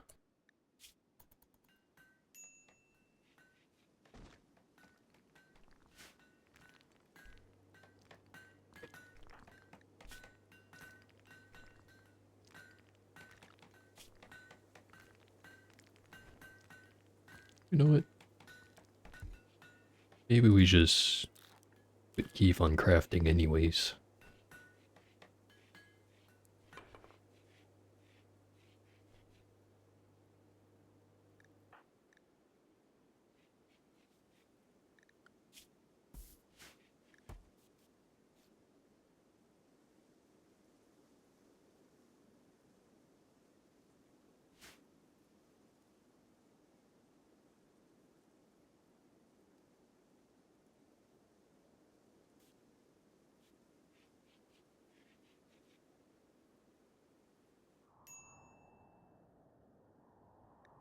Minor break risk.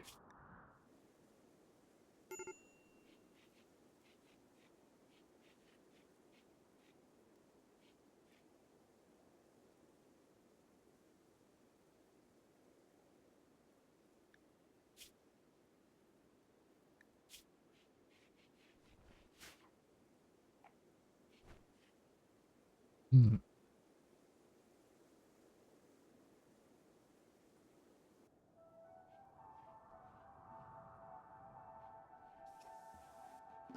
Didn't have any quest that we could grab, is there? There's the an ancient complex that we discovered that we could go towards. Still too cold out to do that, I think. Gargantuan Monument, which is this one over here, we need to protect for another 4 days. Or no, wait. I think it's this other one here. That's the one that's 4 days. The one that we need to protect for another 9 days is the bigger one. And there's also Ship to the Stars. Although that's I'm ready to end the game level of quest, so we're not going to be ready to do this one for, I don't know, another 10 hours, 20 hours. Depends on how many more setbacks we run into, really. Now, there's also a Royal Ascent. No, wait. Ship to the Stars. This one is the one where, right, there's a hidden starship on the world. And we basically need to go all the way over here. All the way at the bottom of the map. And our base is all the way up here. So we'd have to travel the whole way down there and then reactivate the starship and then protect against guys trying to assault the starship. Never tried completing the game that way, but seems like it'd probably be a bit more difficult than, say, building your own starship and then, you know, being able to just live in your base and defend it the regular way while people try to kill you when you go to take off. As opposed to having to travel halfway across the world and then setting up a base there to then defend it. But again, I never did it that way, so maybe it is that easy.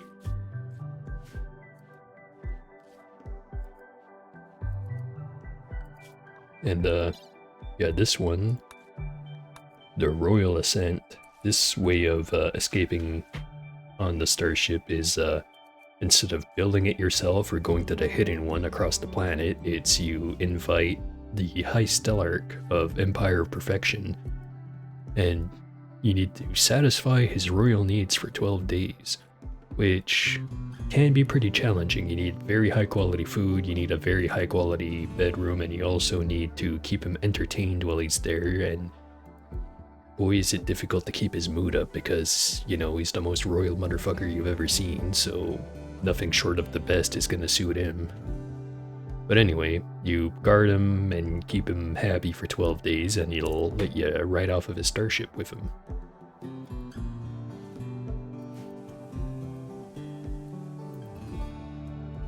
There's a couple of other ways to finish the game.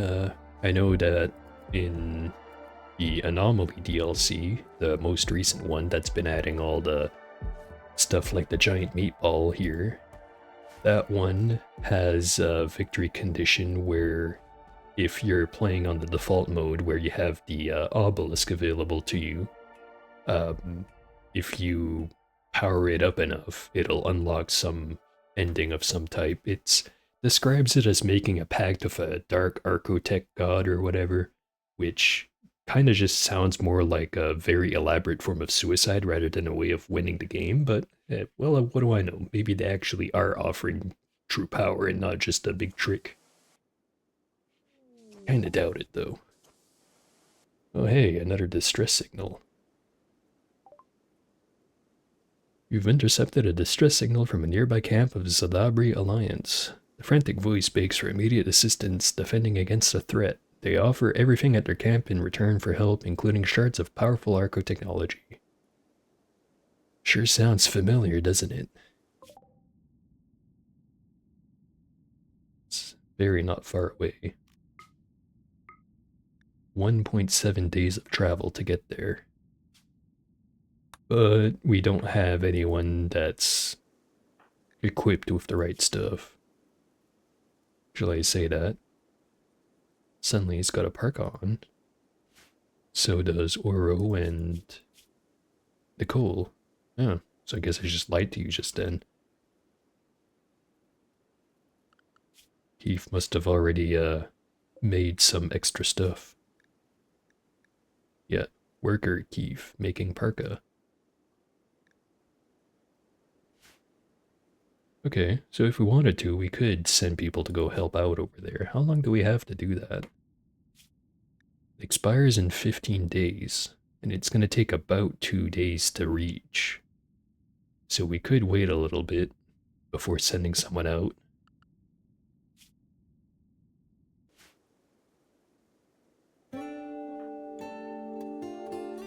I'm assuming we're going to run into the same things as the first place we ran towards though, which means more of those finger spikes. At the time we didn't have any problems with them. This time we're much less numerous. We only have one melee guy and one guy with a gun. Nicole could be used in the fight, but she's not particularly great at either shooting or melee. Which suddenly reminds me, where'd her crossbow go? Got to re-equip her. Ah, there it is. Took very little damage.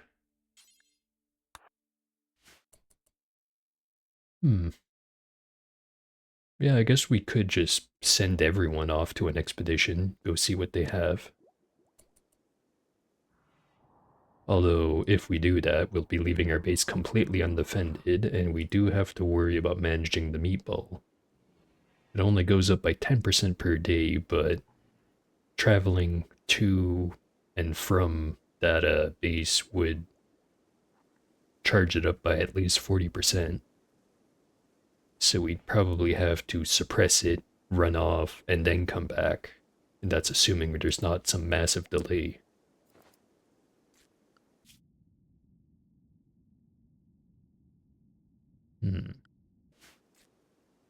I'm feeling risky though, so let's do that.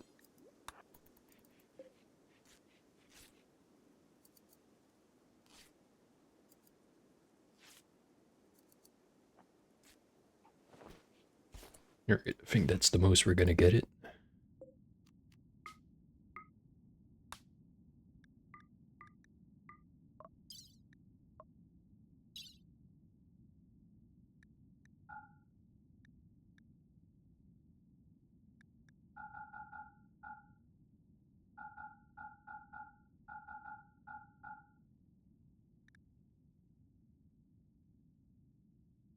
$5.5 days worth of food. Send.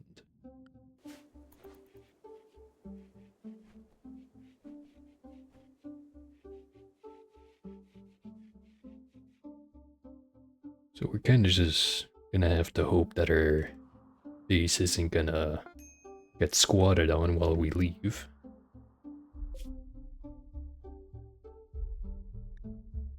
But we are gonna get there faster than it said. Oop, Manhunter back.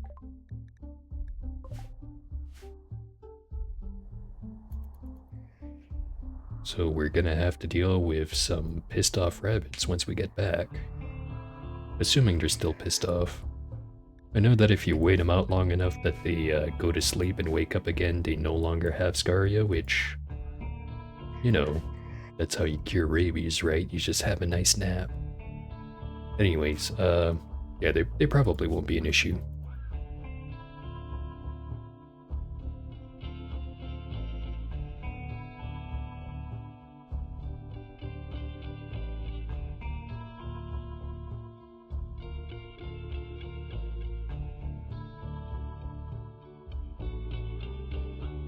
Have 52% visibility. Visibility is how easy your caravan is to notice. It multiplies the chance that your caravan will be waylaid by enemies. Visibility does not affect your ability to find things you want. Visibility is based on the total body size of all people and animals in the caravan, which our current body size is 3.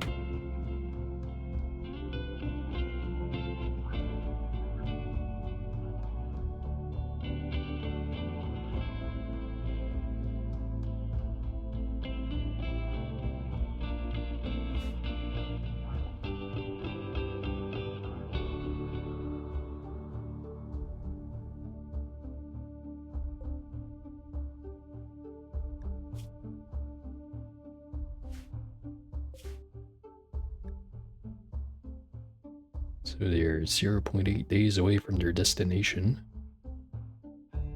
But they've stopped to rest for now, and I guess we really should have made some bedrolls. We got more than enough leather. So yeah, let's just place some of those down before I forget about it. Yeah, 5 of them should be enough. Once they get back to the base, they'll construct those, and then we'll just stick them in the stockpile for next time we go on an expedition.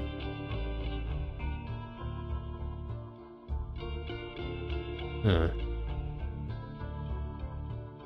Noticing that the estimated time to destination went down while they were still just sleeping there. Wonder what's up with that.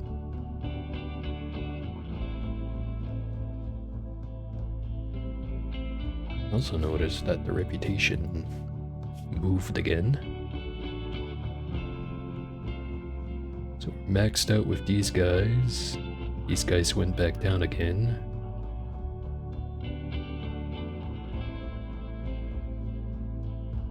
Thankfully, it doesn't seem to be moving our reputation for the Empire. Or for the other guys who are neutral to us.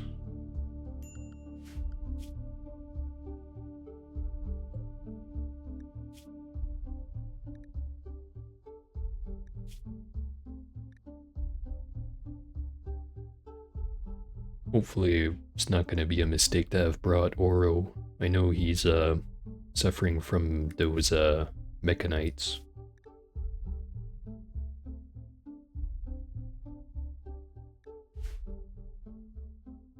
Nearly there.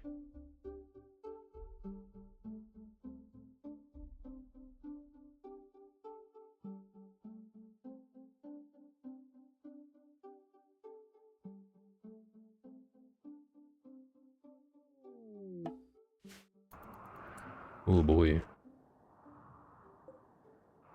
Yeah, this base looks even more messed up than the last one.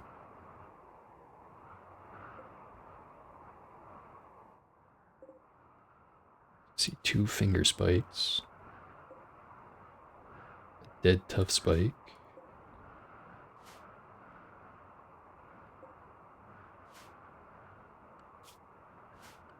Don't show up on the wildlife.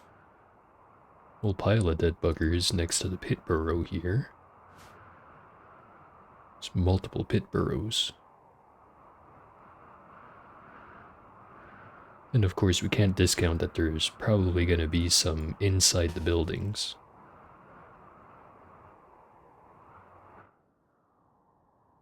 So they're both here around the middle. Guess we just approach them directly.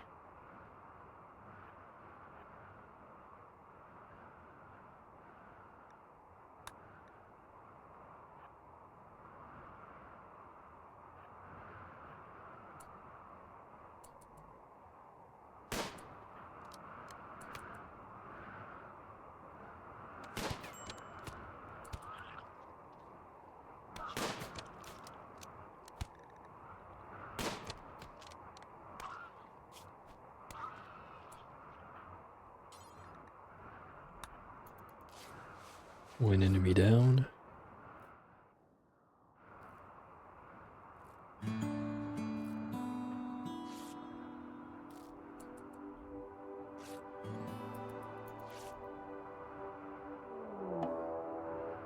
We're getting ambushed.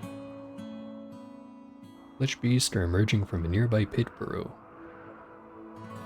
Tri-spike.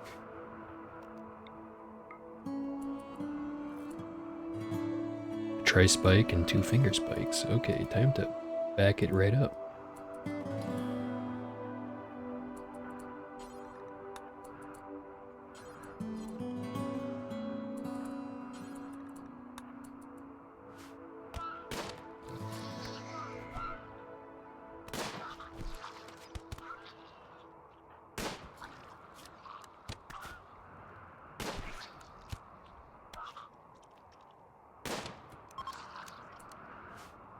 Area is now safe.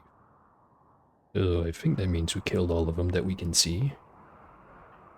Alright, Nicole, you heal up Keith. Oro, you check out the rooms real quick. Probably want to be leaving real soon.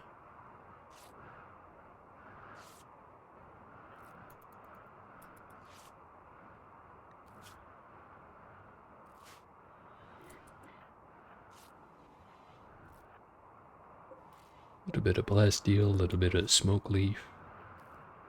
What else do we have?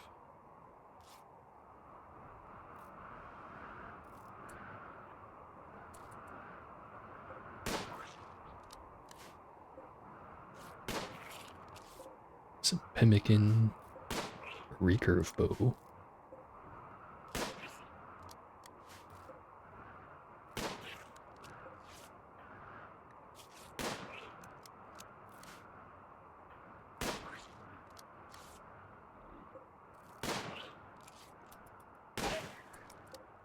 Another shard.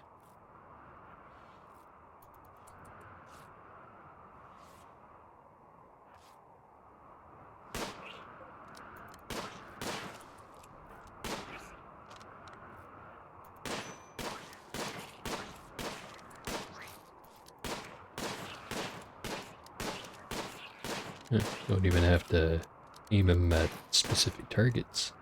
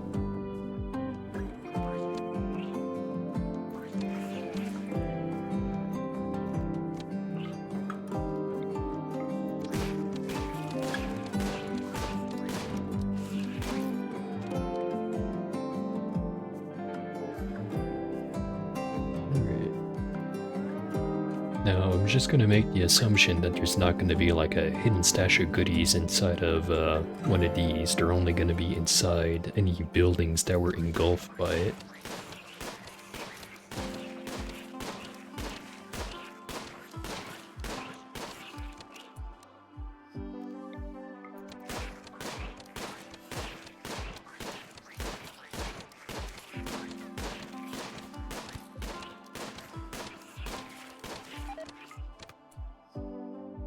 Or was collapsed due to exhaustion.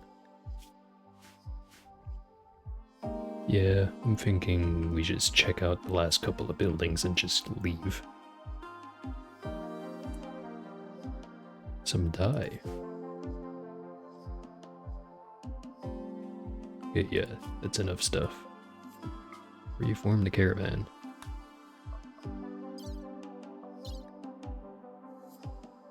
That's weird. Maybe we need to kill off the last guy over here.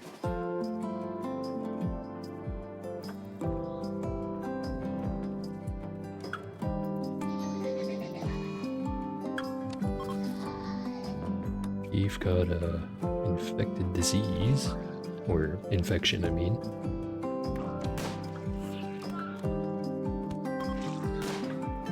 Okay, well, let's try reforming it. Okay, that looks a bit more normal.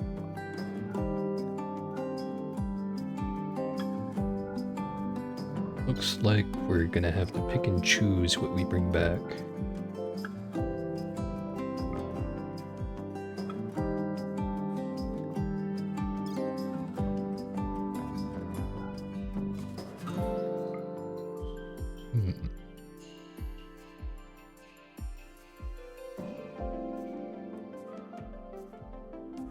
Not gonna bring back any of this clothing, since all of it seems to be tainted.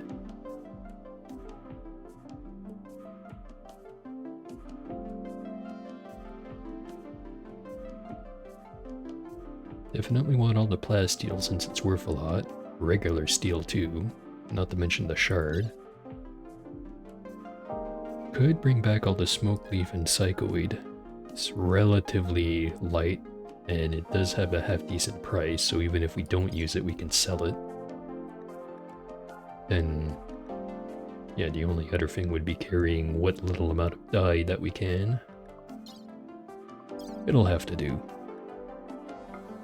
Now, it will take us longer to get back than it took us to go there. When we went there, it took us 1.5 days. The return trip is going to be 2.2. But we have more than enough food to be able to make the trip. Now, on the other hand, Eve has an infection, and hopefully he'll be able to get some effective enough rest that it's not going to be life-threatening. Because if it does get bad enough, we will have to amputate the leg. But that's also assuming that the infection doesn't get bad enough before they get back home. The immunity seems to be keeping up with the infection, however.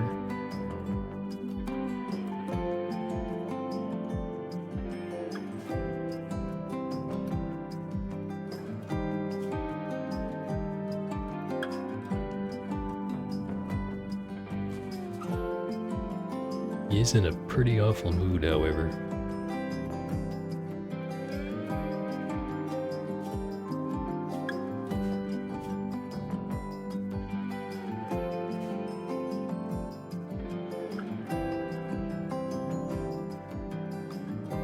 I think we probably should have brought that bedroll with us that we found there.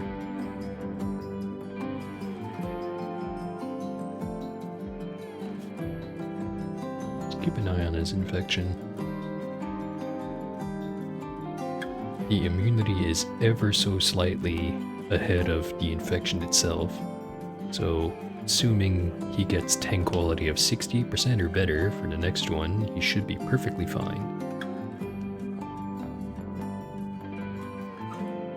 Or no, wait, it seems to be going even faster. He should be fine either way.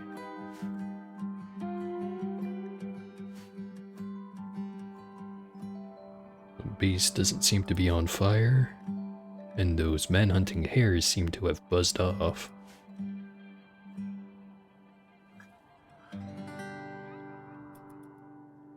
That seems like a perfect opportunity to have a little drink of water.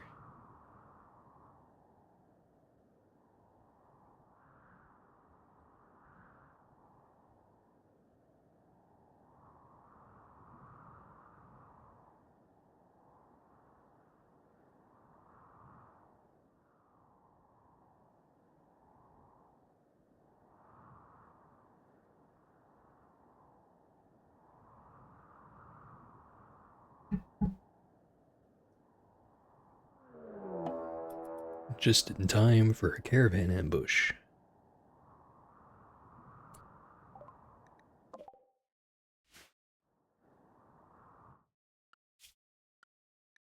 So a couple of Scaria-infected hares.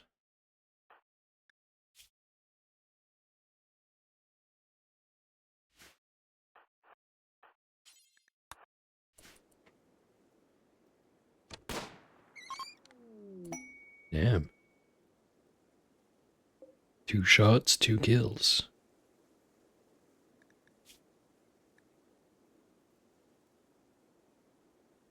The hare's jaw and head was obliterated by Nicole's nerve spike,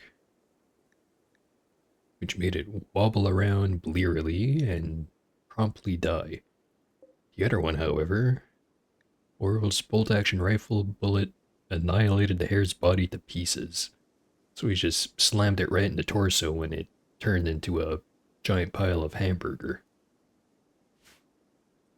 Well, we've succeeded over our enemy. Time to warm up the caravan again and keep on going.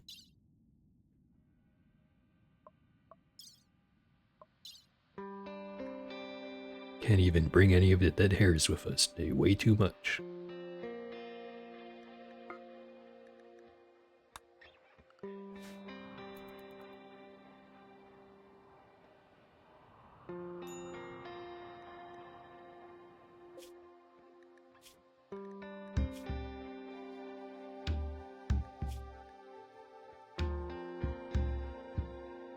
Huh. Didn't even consider that, running out to that little village that was there and taking all their stuff would count as a raid. Or a recent conquest.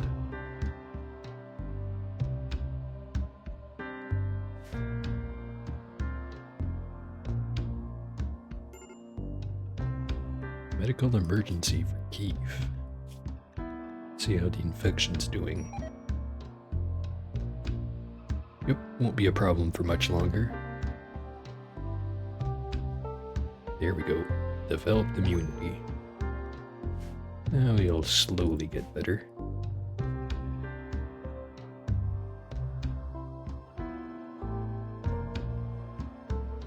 Meatball's still behaving for now.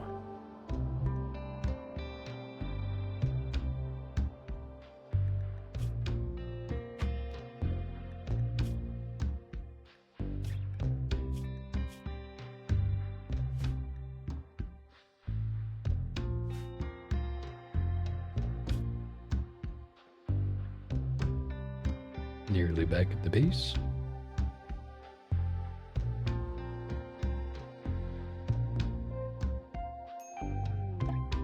There we are.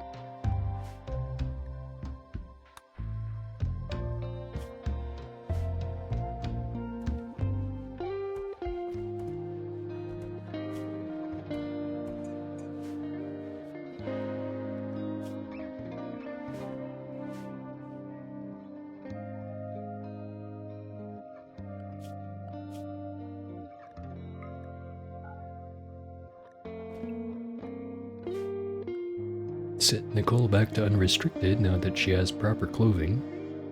Don't have to worry about her catching frostbite, just trying to wander around the base. And this is the only part of our wall we do not have built yet. New quest, Tony's Rescue. Mitosh, High Stellarch of Empire of Perfection, says that his friend has been wounded while traveling. The victim is Tony, a 79-year-old criminal surgeon. Mitosh has nobody to spare to rescue Tony, but says that you can make it. If you can make it to Tony's position and rescue her, she will join you. Maybe an unknown threat.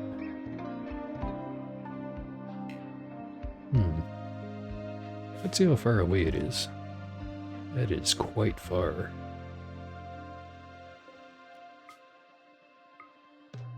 Take us 2.9 days just to get there.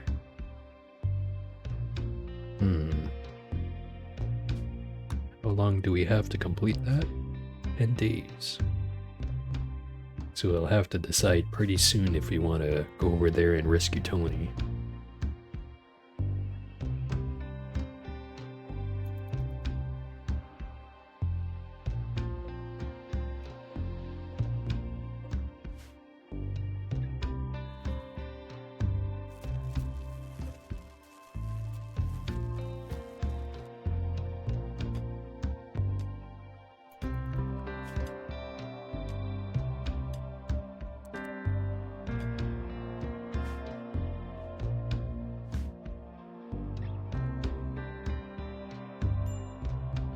Our power cut out.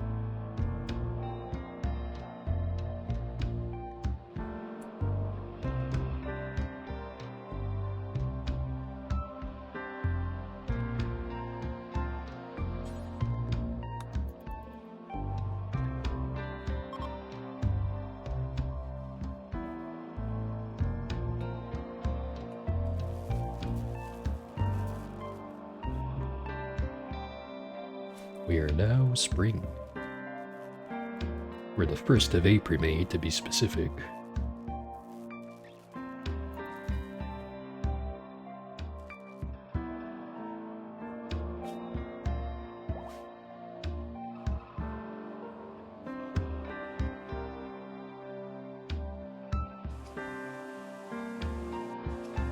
Keith is building a snowman. Kinda made a shitty snowman there, bud. Didn't even put the head on right.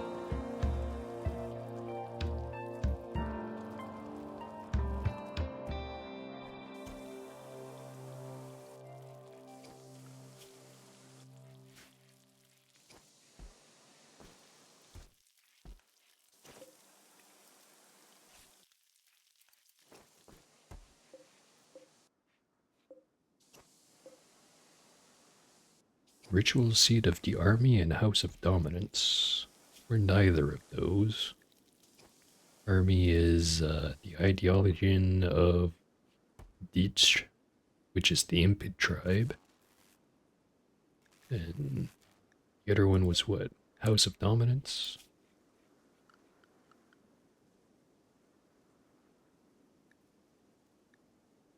Which is the Tox outfit.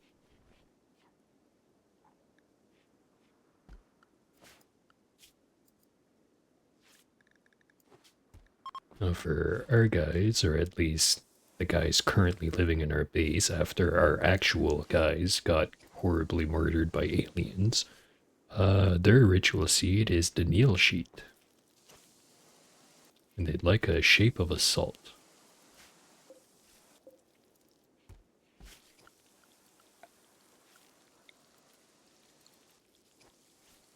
This just says ideogram. Doesn't say if it's the right shape or not. Maybe that's an art piece we have to make. Doesn't seem like it.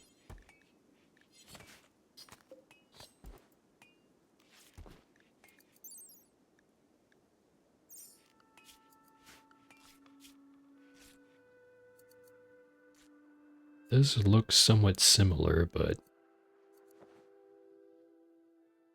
it's definitely not the same object.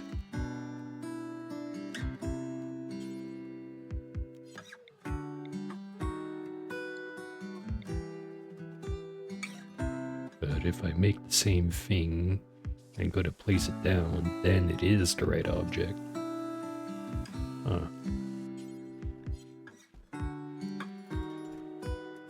Well, either way, let's deconstruct these.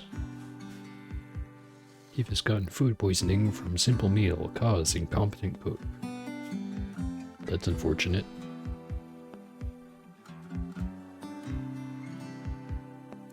Should probably take Nicole off of plant growing and plant cutting. Any other updates we should make?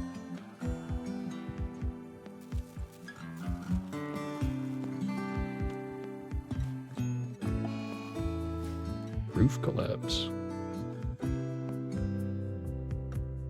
These things were crushed, steel and oro. Hey, he got a pretty bad cut on his head.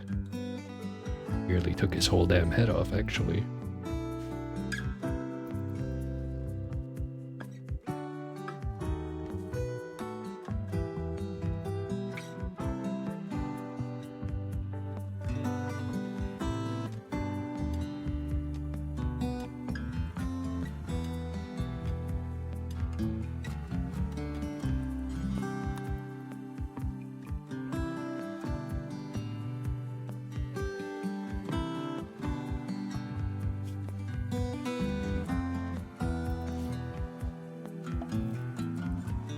Oh hey.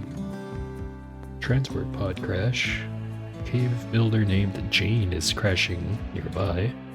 Jane is suffering from paralytic aphasia and will be unable to walk. Jump to location. 31 days. Well, we do have the excess food. Then we'd have an extra constructor slash miner who's also handy with crafting, intellect, and artistic. Yeah, can't really deny that I need more people that are way, even if they're not useful right away.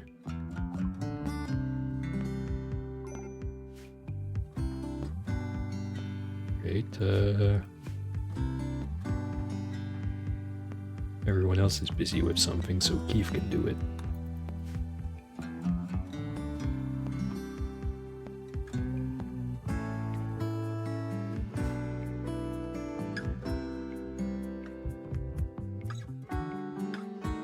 Slowly making his way over, then slowly making his way back.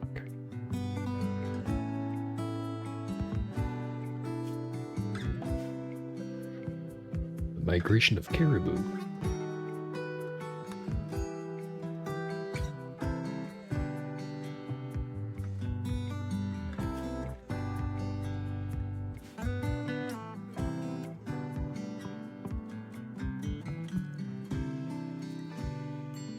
Keith is just puking all over the place.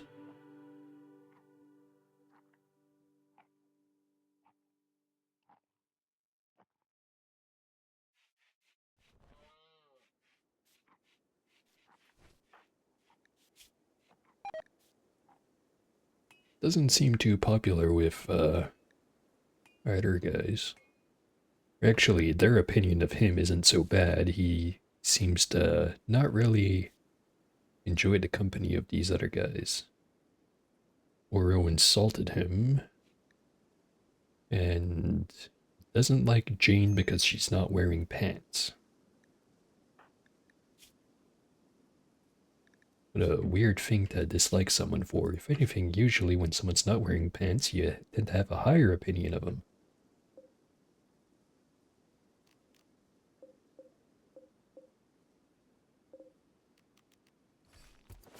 Oh, there's our bedrolls. Get them uninstalled, and that way, anytime we send someone out to go do something, they can sleep on the bedroll instead of, well, whatever it is they decide to sleep on out in the wilderness. Cole is throwing a party. Maybe after that party concludes, we can go rescue Tony. I think that'd be a good idea. We'll want to leave one person here to take care of Jane and also to worry about the orb.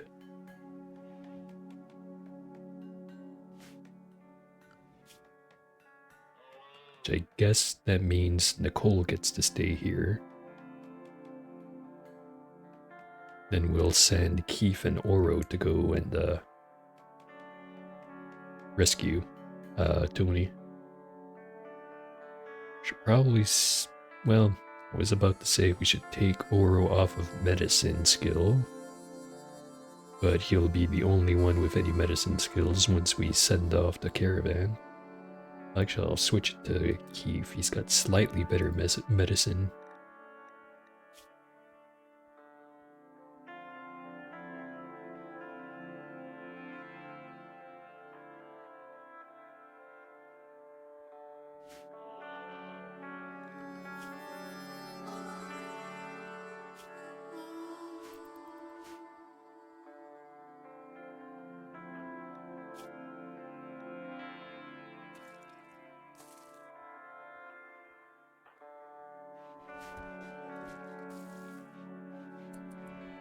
Party's over.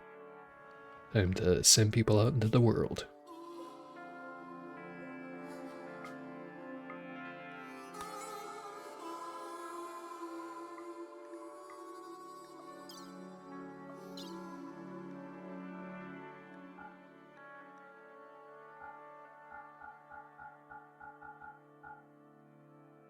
I'm thinking 6 days worth of food.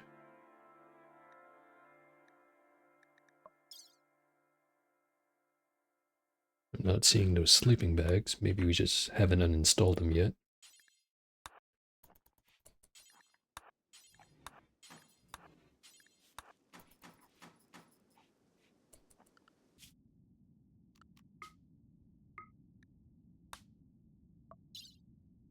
Yep, they're there. 3 bedrolls. Enough food for what was it? 6 days? Yeah, that's what I said. Although we should probably have it be based off total amount that we're bringing. Yeah, 21 simple meals should be enough. And they will collect some berries on the way.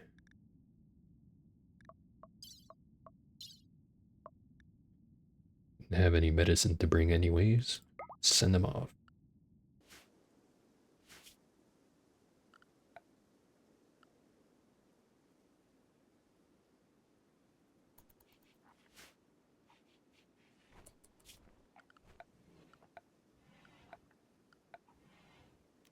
Now we don't have the drug lab unlocked, so we can't do anything with these psychoid leaves just yet.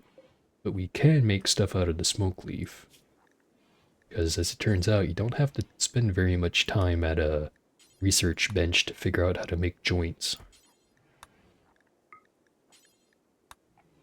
There we go. So, this stack of smoke leaf that we liberated from that village we visited, gonna turn those into joints.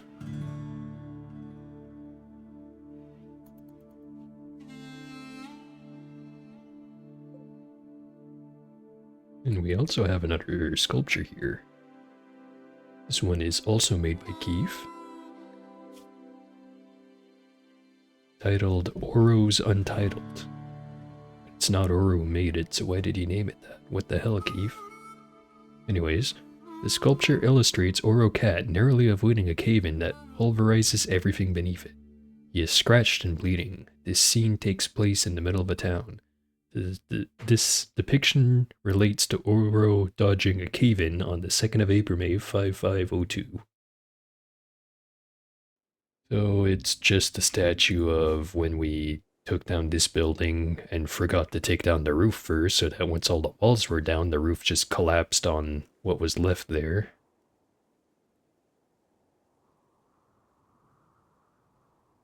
Which, now that I say that out loud, that's kind of a very silly image.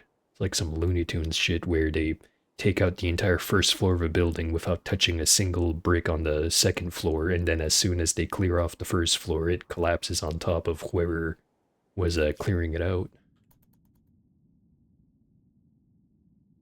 Anyways, it's going to take him 1.2 days to get there.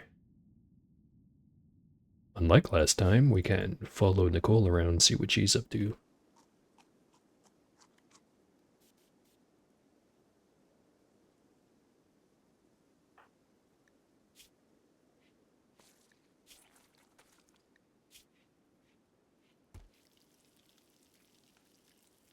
Well, at least Jane is in a good mood.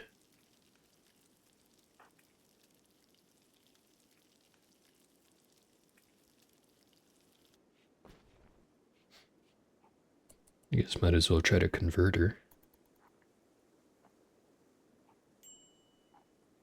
I don't know actually. As it is, we've got Nicole, who believes in Ubenyani Way. Jane believes in the pack, animal personhood, and raiders. Probably not a good one to have for our own colonists, because it says here they really don't like it when you kill innocent animals, and they also don't like meat eating, and unfortunately, you have a freezer full of meat right there. Right. Then Oro is also Uban Yeniwe. Keith, however, is a truth believer. These guys are nature supremacists. And also female supremacists.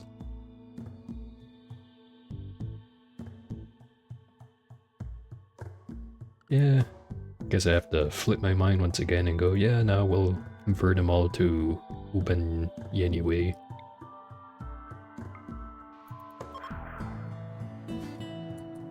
Because despite not it being the type of ideology I'd prefer, it's still easier to work with than the other two that we just looked at. Because sure, we have to do raids once in a while, but it's not too difficult to work around that, compared to, oh, never killing any animals because we don't want to upset our colonists, which it's a lot more hard to do when you rely on meat to not starve to death. And it's also better than nature primacy, where people are very upset if you ever cut down any trees, which we're gonna need to keep using wood for a lot of stuff.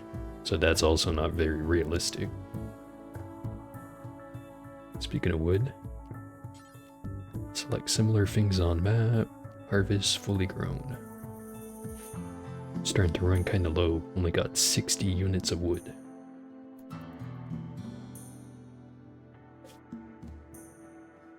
Caravan's having a break, they're 0.8 days away from the location.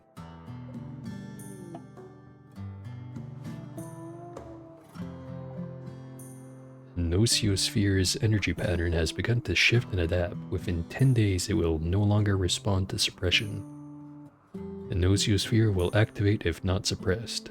Dispose of the Nosiosphere by sending it to attack a large hostile force. Once its onslaught is complete, it will permanently depart. So there's our time limit for when we need to get rid of the meatball. Now, does it state this anywhere that I can keep track of? Doesn't look like it. So it's the 4th of April, May. If by the 14th or 13th of April, May, we still haven't found the use for it, we might just send it out to, I don't know, kill some random woodland creatures so that at least it doesn't kill us.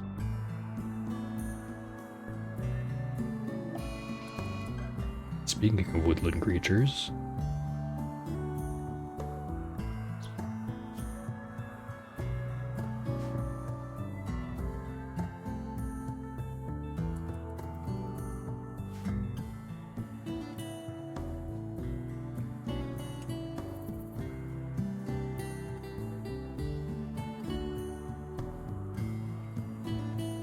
wonder if it's gonna do like those polar bears and just kind of wander around outside until eventually notices there's someone out in the yard, which I don't know how they'd be able to tell. Yeah, either way, man the machine gun, let's see what happens. Yep, beelining right towards her. Closer our guys. 0.3 days, nearly there.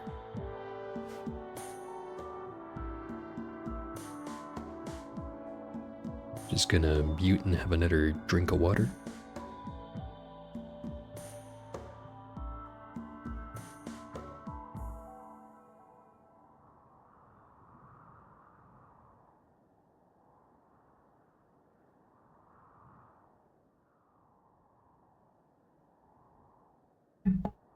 And now we're back again.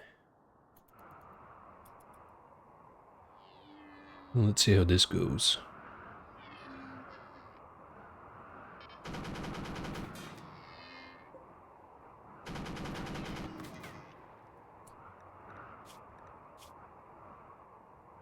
Well, it's down.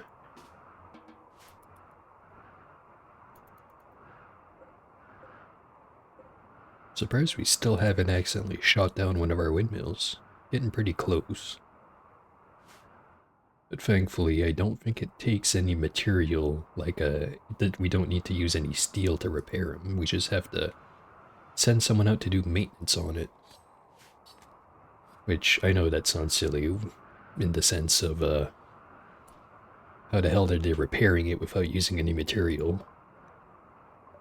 Guess they just have, I don't know, glue full of nanobots that can replicate whatever material is missing, which at that point you're wondering, why don't we just build everything out of the nanobots? And the answer is, shut up.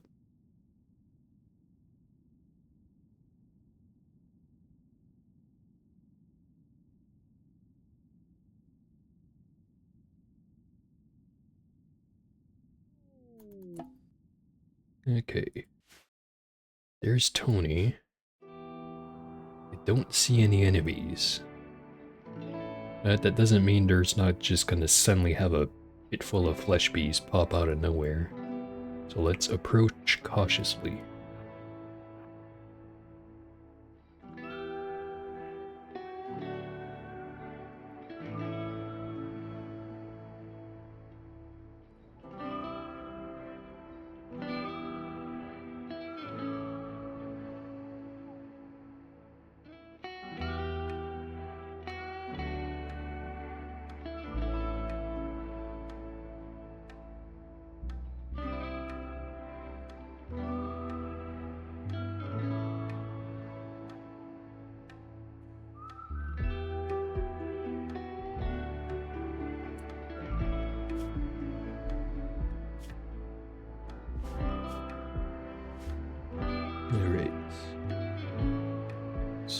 let's try to tandem. That'll probably activate whatever's trying to ambush us, assuming there even is anything.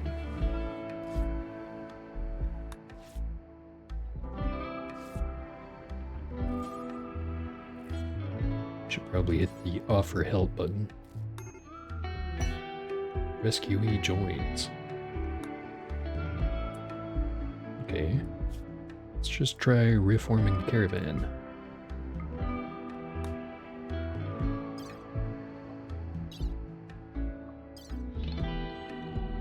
I don't need any of this stuff. Let's just head right out.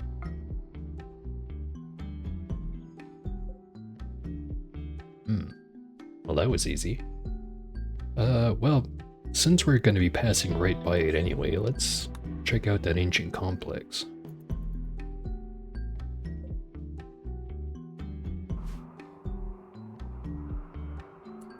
Actually, let's also have a look at Tony. A pickpocket and a criminal surgeon. Delicate, so it takes more damage by about 15%. Also good at melee, which doesn't pair well with being delicate, but he is a half-decent crafter and is good at medicine. He is frail, however, so his manipulation is going to suffer for it, so that'll impact his crafting roll. And everything else, I guess. Kind of a very important stat.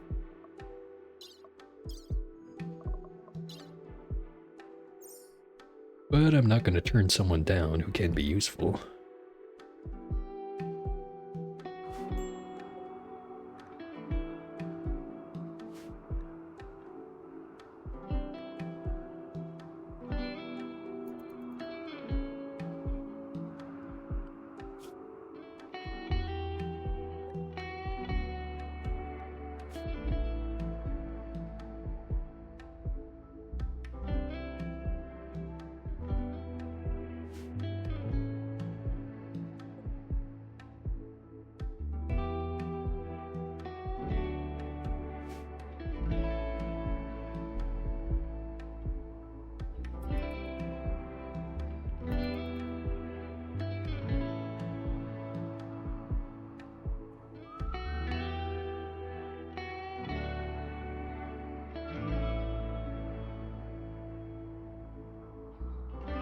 Now, I know I mentioned a little while ago, and by a little while, it's probably been like over an hour ago now, that eventually enemies are going to get smart enough not to just charge right into our machine gun nest. So once that does start to happen, I'll probably have another automated machine gun complex like right around here, so that it covers from this wall over here to that wall over there. And it doesn't matter if this entire area isn't completely covered, because if they're gonna head towards our base, they're gonna have to get in range of the machine gun. The same thing applies for up here. You don't have to have this whole spot covered, but we do want to have this spot closer to the base entrance itself covered. So probably have another little machine gun that's there, and then the one that's over here. So that should make our base really well defended. But I'm also wondering about this little alleyway kind of thing here. Like, I could make it entirely enclosed and have it be an extra room. Or I could leave it open and also have another sentry gun on the end here. So if anyone tries to break in from this way or from up over here, it'll also take care of them.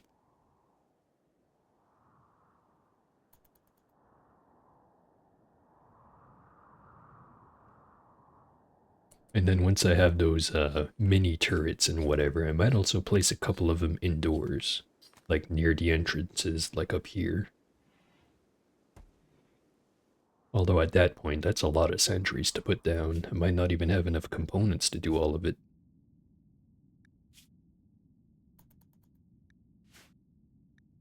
.3 days away from that complex. And Tony's still going to be down for the count for a while.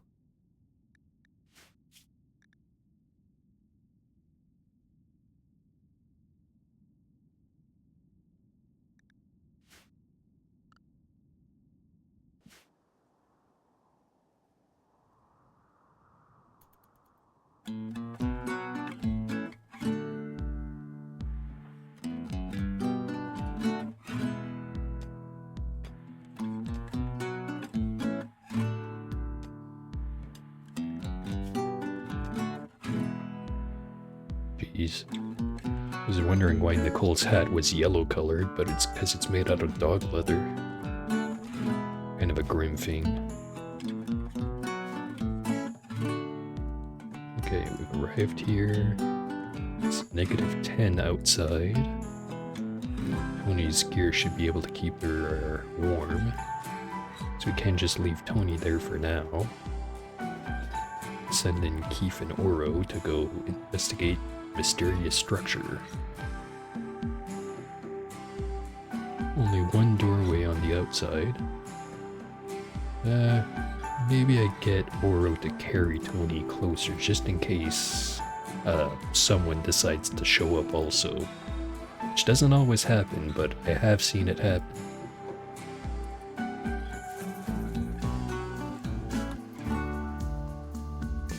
Raids arriving in 4 days, 11 hours. Enemies have been attracted to the following sites and will start arriving in force soon. They'll arrive at the ancient complex. So that's our time limit for how long we have to plunder this place before dudes start to show up to try to get their own piece of the pie. If everything goes to plan though, we'll be long gone from here before then.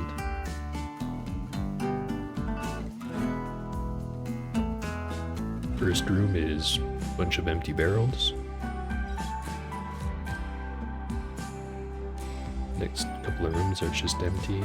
Let's open this box. 14 components. That's pretty nice. Unstable fuel node. Let's just immediately leave this room. A door that opens to nothing. Letter crate and a comms console.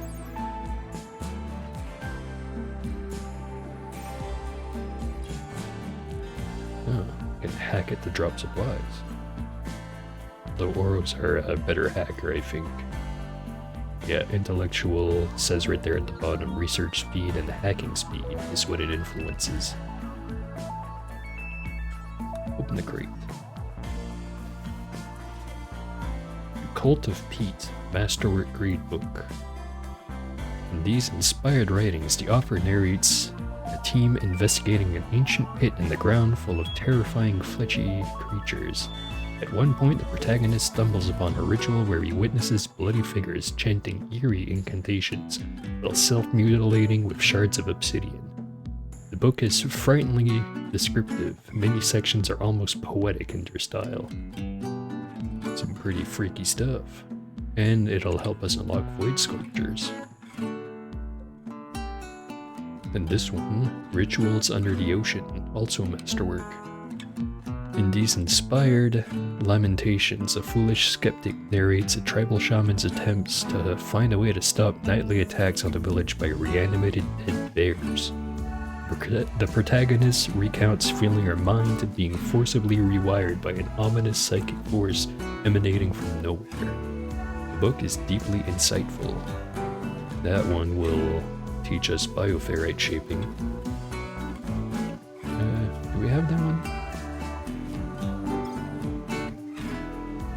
Got some of it. Well, whatever, 2 free books about definitely not disturbing topics. We'll take them.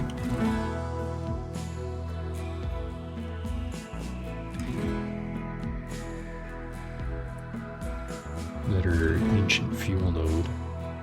Let's open the box and get right back out of that room. A bionic eye. Definitely pick that up, don't want it burning.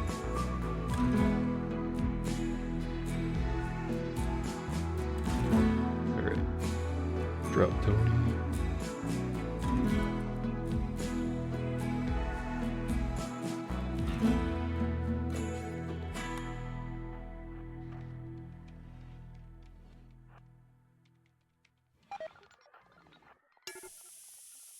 Uh-oh.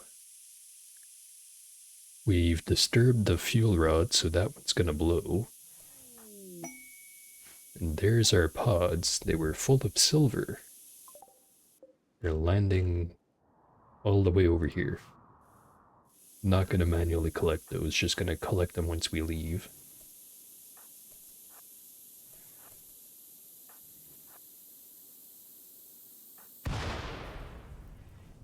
Building is now on fire. We might want to hurry it up.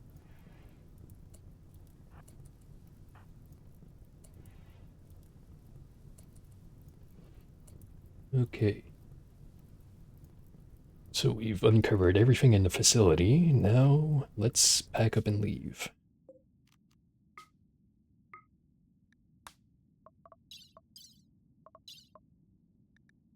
Got our components, our 2 books.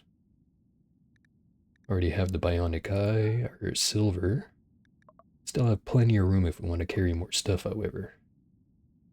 Thing is I don't think there's anything else here that we even want to bring. Like, technically we could bring these slag chunks, but we don't have any way of melting them down.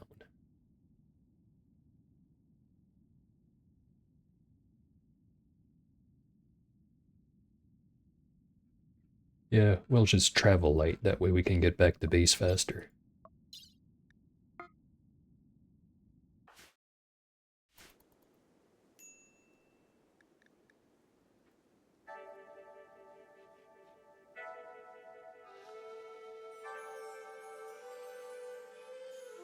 Well, at the risk of cursing myself, we seem to be doing much better than when we started today.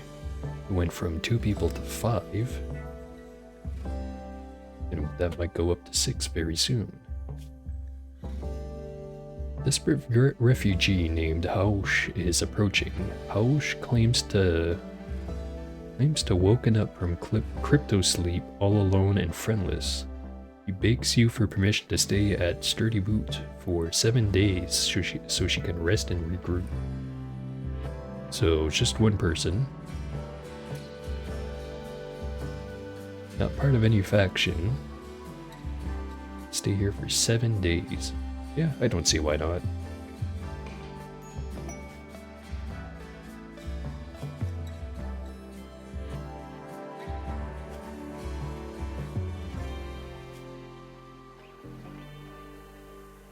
A cannibal recluse misandrist, and also a Edekin. Good at crafting animals, has a passion for shooting in melee, but not particularly skilled at it. In relatively good shape.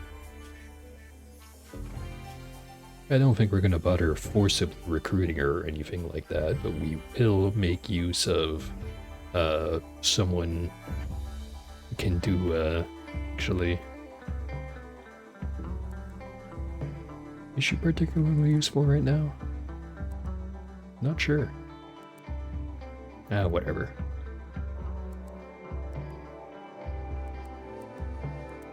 Might as well set up Jane's work schedule while we're doing this.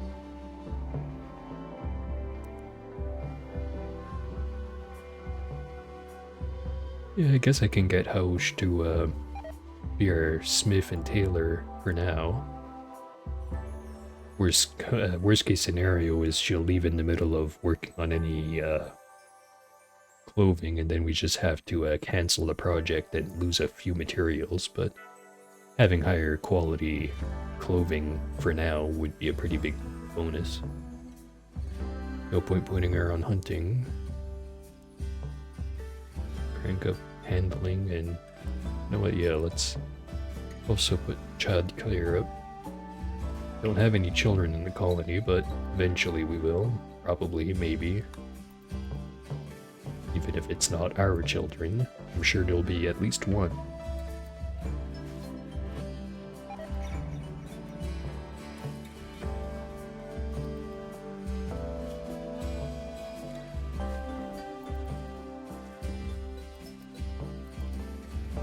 Now, this piece of art, I forgot to mention last time I looked at it, it's got a beauty rating of 270 compared to this other one over here, which only has 135.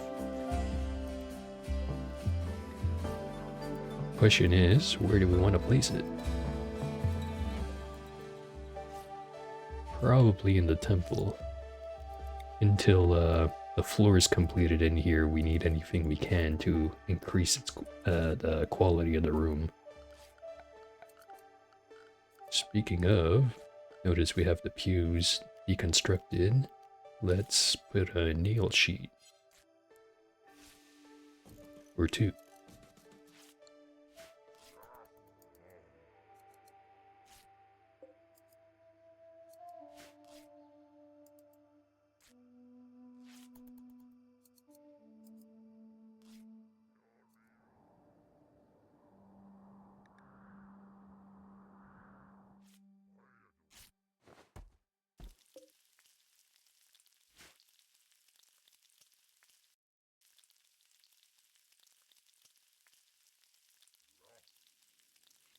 Alright, where's our guys? Nearly back.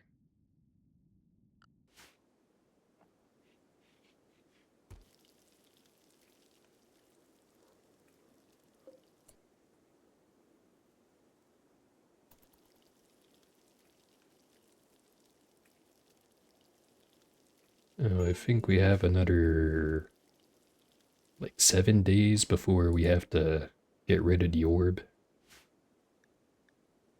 And there's our guys. Everyone's back at the base now.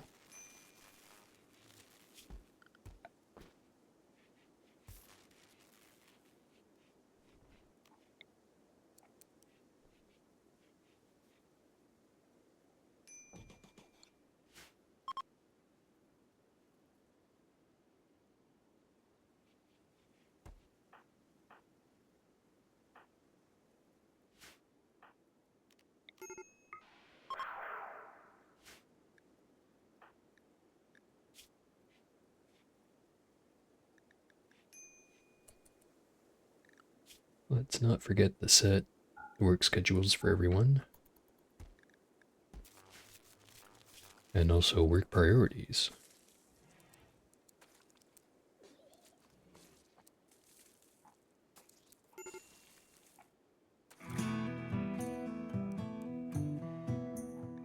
Colonist needs rescue.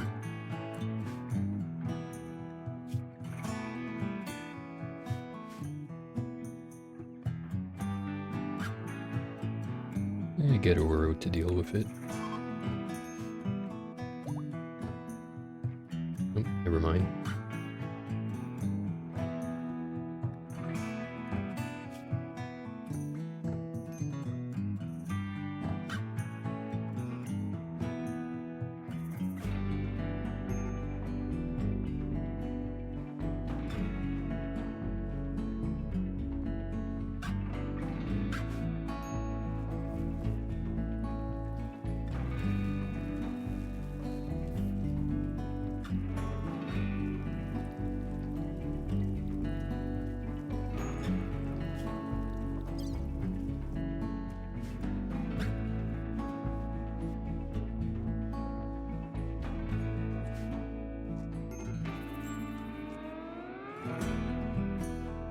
Let's see if there's anything we can do to make Tony a bit more happy.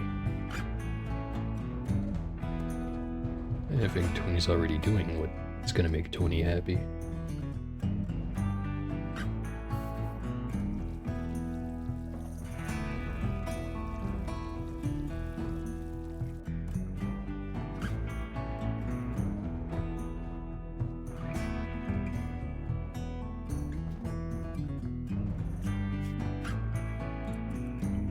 Well, since we've got so many workers, we want to dedicate anyone to cleaning and hauling specifically.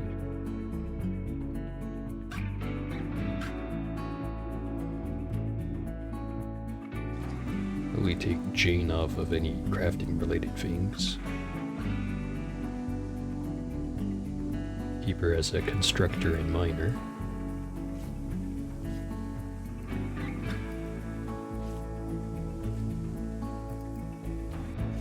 Tony's gonna be busy with crafting stuff most of the time, or working on art.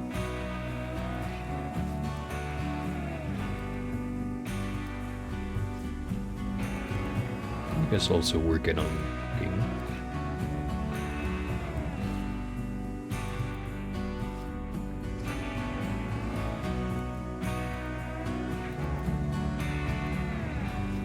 So that leaves my main candidate as Keith.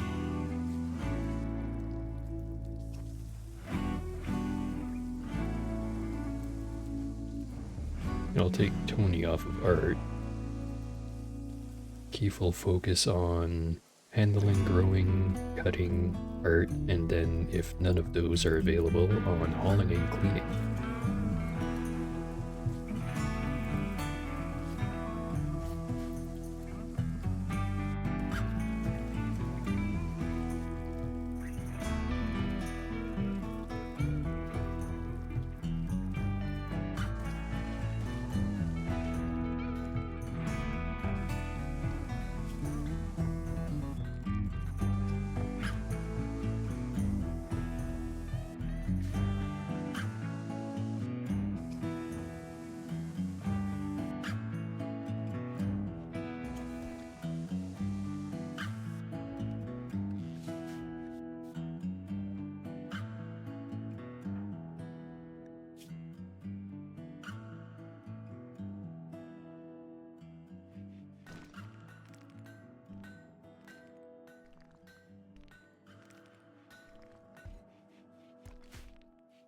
It'll be just a little while before Tony's all the way healed up.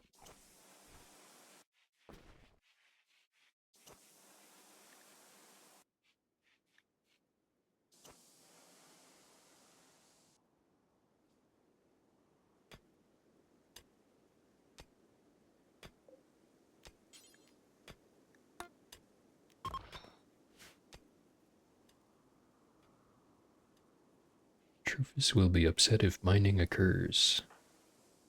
Who's our Truphist again? Is it Keith? Sure is. Already halfway through converting Jean first though, but as soon as we've got that done, Keith is the next target, and then after that it's Tony.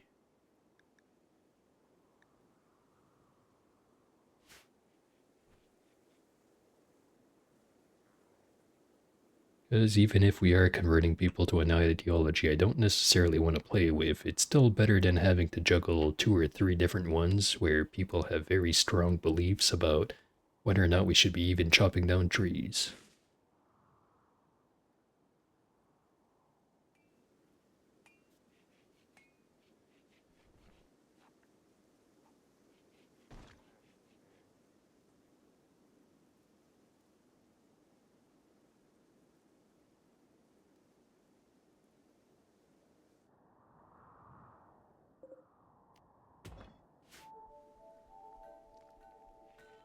Not really doing all that much with all these marble chunks.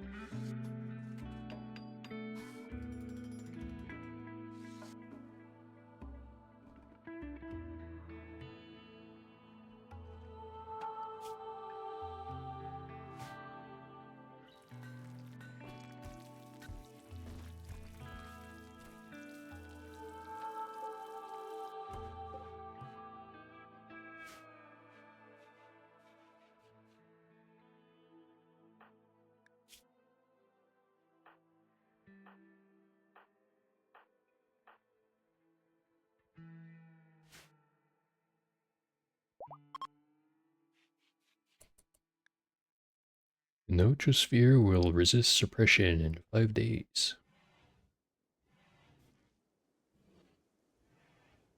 And we got 5 days before raids will no longer be instantly destroyed by the orb. Really hope we get to see it do its thing though. Be kind of a shame to have it taking up perfectly good real estate in our base and not be able to do anything with it. I say that, but of course we got plenty of research into skip abduction using the orb.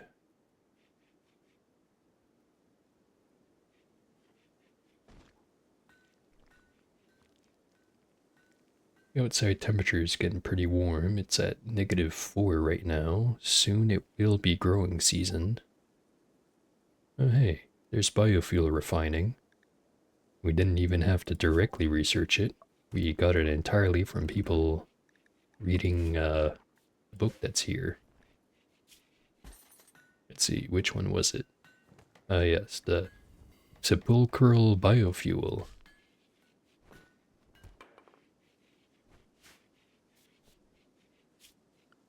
So, pretty sure, yep, here it is, the biofuel refinery.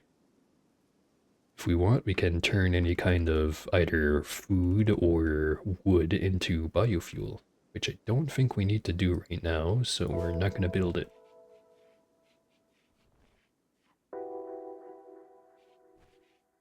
And if anything, we might never build it because we do have rhyme filler installed.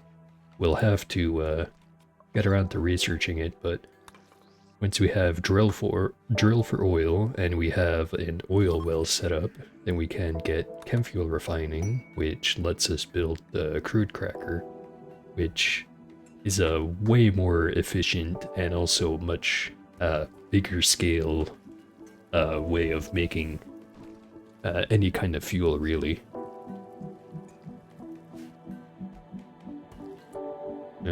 New quest. Kiowa Ariki, an acolyte of Empire Perfection, wants to stay at Sturdy Boat for 25 days with 2 court allies. Kiowa and his allies have been targeted for death and need a safe place to stay until they can purge their court. However, Kiowa's enemies have somehow provoked mechanoids into hunting him. 2 mech clusters of 2x size will deploy nearby. You must keep the mood of the Imperials above 35%. The Imperials appreciate quality accommodation. You will gain goodwill with Empire of Perfection if you keep their average mood above 50%. The champion will be placed under your control. You will have to feed and house him, but he may die in battle without consequence. Sounds like a pretty challenging mission. If we do complete it, we can get some half-decent stuff here. Well, Defra's capacity serum would be kinda useless, because we don't have anyone who can make use of it anyways. We don't even have a mechanicator either, so wouldn't be able to make use of this headset. Although all of it is worth a lot of money, and we could instantly become allied with them if we go for the goodwill reward instead. But at the same time, I really don't want to fight a bunch of mechanoids.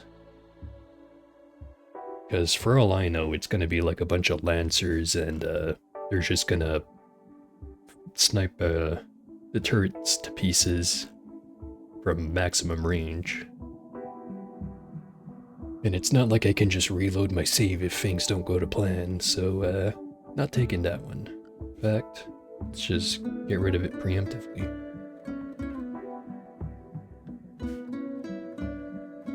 Okay, so we're not done the stream yet, but I am going to go on a short break.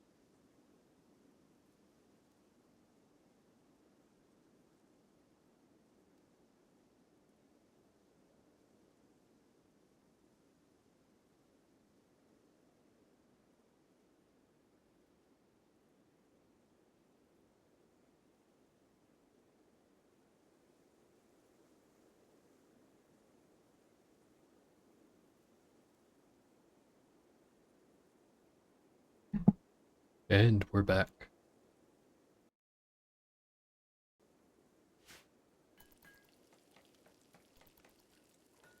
Right, so things are looking pretty nice at our base now. Actually got some people. Things are being worked on.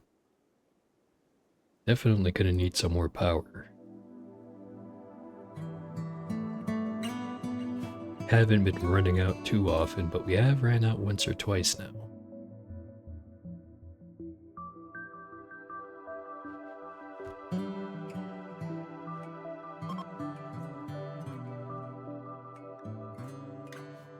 Nicole to keep trying to convert Jane.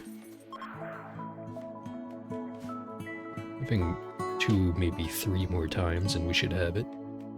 We do have a bionic eye over here we could install on someone, but I don't want to do that just yet. Since it is a rather expensive piece of equipment, we want to make sure we don't botch the installation because it will destroy the item. So if we want to do that, we'll want to have some hospital beds and some vitals monitors to increase our chance of success.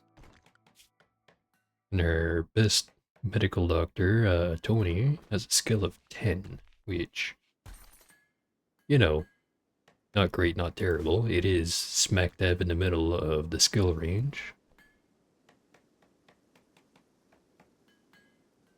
Hey, another piece of art. Another one made by Keith. This one is called Oro's Curve. The work bears an artwork of Oro Cat conducting experiments seeking to understand the secrets of the noosphere while scribbling in a notebook. Steady work of bioferrite harvesters can be seen in the background.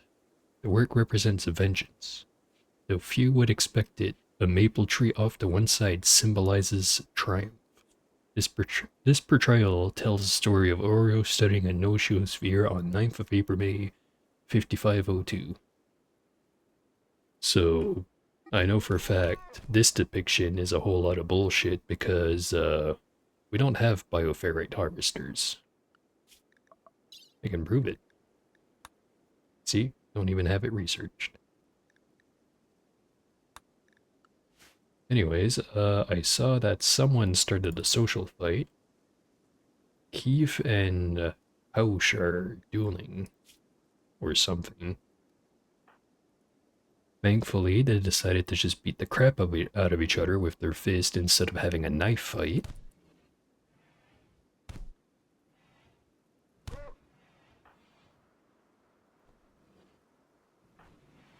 No one got seriously maimed or disfigured or anything.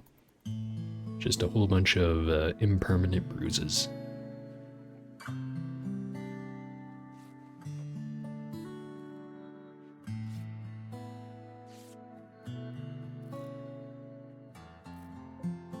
Anyways, our new statue. Good qualities, has a beauty rating of 270.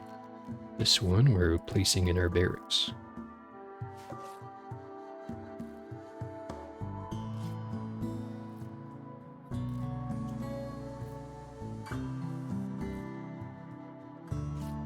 Pretty low quality 10s over here. 5.3, 29%. Not gonna get very good quality without medicine. Speaking of, we don't have anyone with high enough growing skills. Yeah, the most we have is 4. So we cannot grow medicine still. But let's see what we can grow. Make 6x6 growing areas.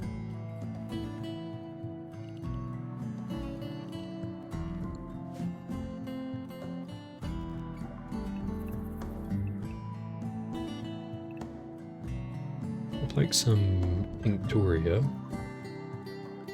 There's one thing, I'm not sure if it's already unlocked or not, but I know that you can get your pawns to dye their own clothing. Just forget where that's hidden away in the menus.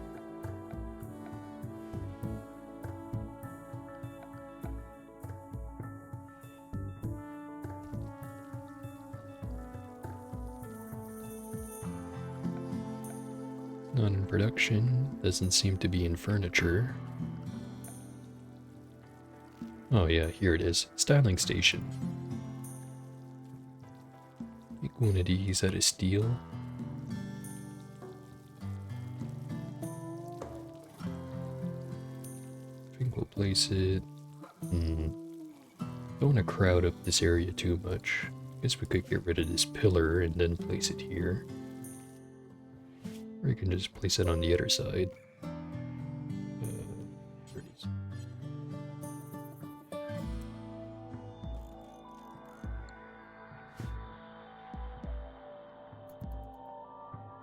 But yeah, once we have that built and we have some tinctoria plants fully grown, then we can have some dyes and start having our guys color their own clothing.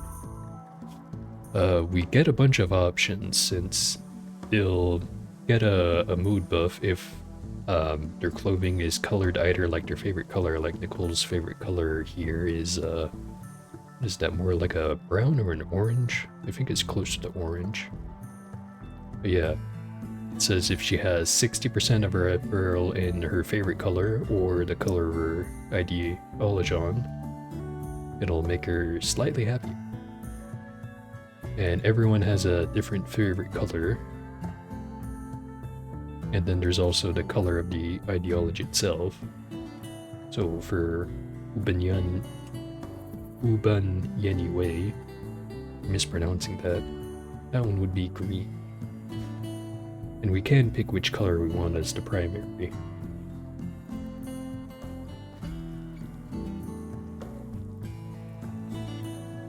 That's one of the fields you're going to be growing stuff. The next field, I'm thinking we should grow some cotton, because there's some of the stuff at the tailoring bench that we cannot make out of leather. Like, I'm pretty sure the veil and the tribal headdress. Yeah, we make it either out of wool or out of some type of cloth.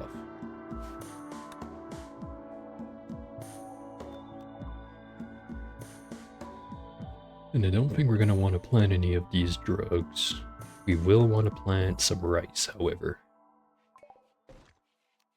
Rice, and not sure if we want to plant even more rice or if we want to plant something else. Could plant some more cotton, actually. We will be needing a pile of it. Hopefully that's enough growing space dedicated to all that. Because it is warm enough outside where all the snow finally melted.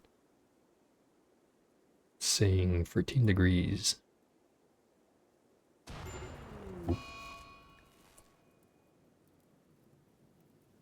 There's a fire in the temple. Please go put it out.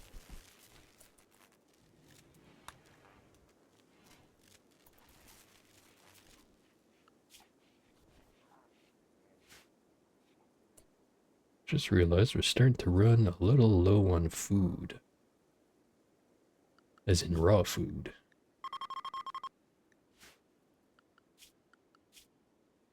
Now, we've only got one person assigned to hunting, and it's the person with our bolt-action rifle. Don't want to promote Hausch to it, because any weapon we give her is gonna go away with her when she decides to finally leave, since she is just staying here temporarily. Don't think it's a good idea to get anyone else here to hunt either. Maybe, not Keith. He's much better with a melee weapon than with a shooting weapon.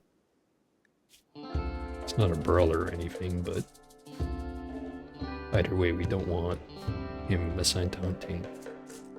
Maybe we could assign Nicole, but she's not very good at dealing with animals, and it does make an effect on how good they're at hunting, especially anything that has a tendency to fight back. Because the essentially their hunting skill is derived from both their shooting skill and their skill with animals. So Oro's not particularly great with animals, but he is good at shooting. So his hunting skills are pretty good.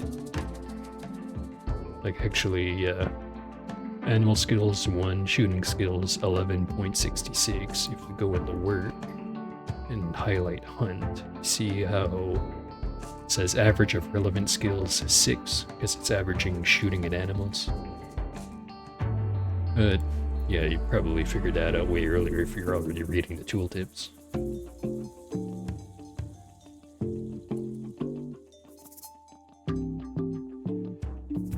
Thinking about it, maybe it's finally time to unleash the meatball. I'm gonna get Nicole to do it. She's the closest one.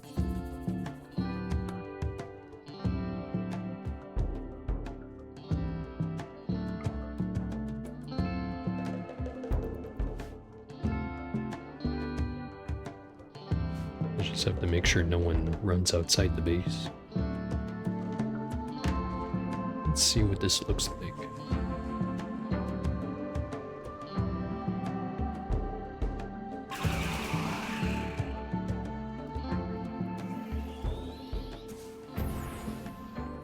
Damn.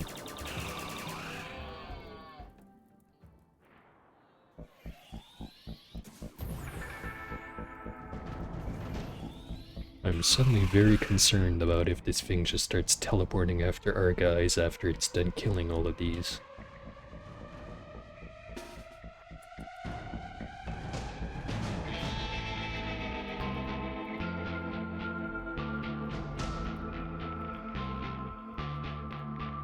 "68 seconds left.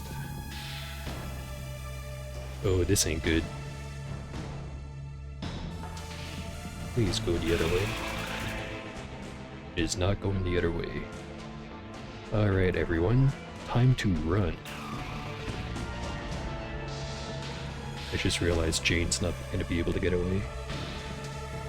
Tony's back up. Pure projected mental pain caused by a shock pulse of suffering. It is overwhelming but dissipates relatively quickly.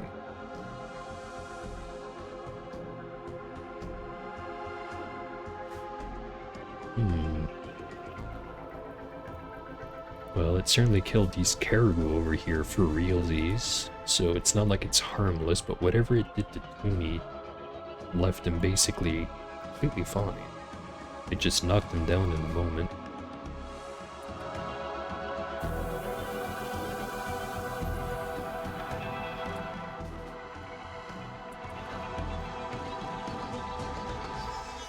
Uh-oh.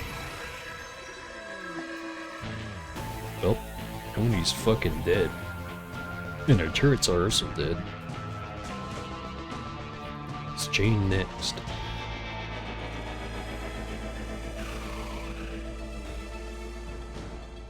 It skipped right past Jane. 20 seconds left.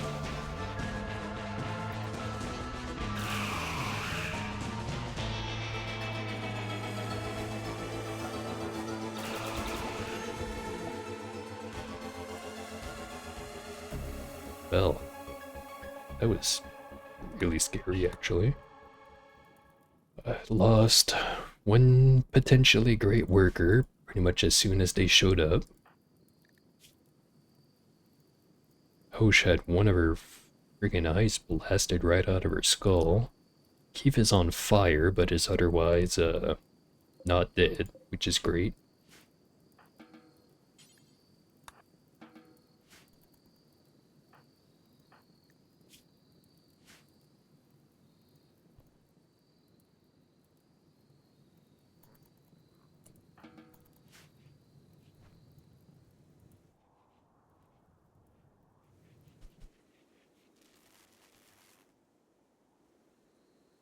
And the corpses of all those caribou all just kind of burnt to a crisp.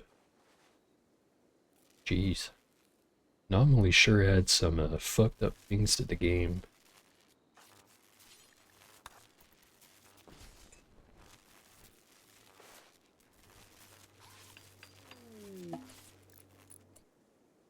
Huh, that's convenient.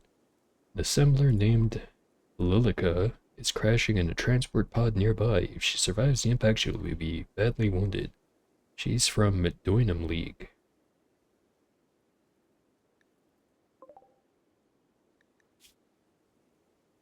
Not in that bad condition. Deaf in 8 hours, which is much better than 2 hours. Hard worker, chemical interest, nudist. A good crafter, though. We'll save her and then let her decide if she wants to stay or not. For that, though. Eve is doing fine. How she'll live.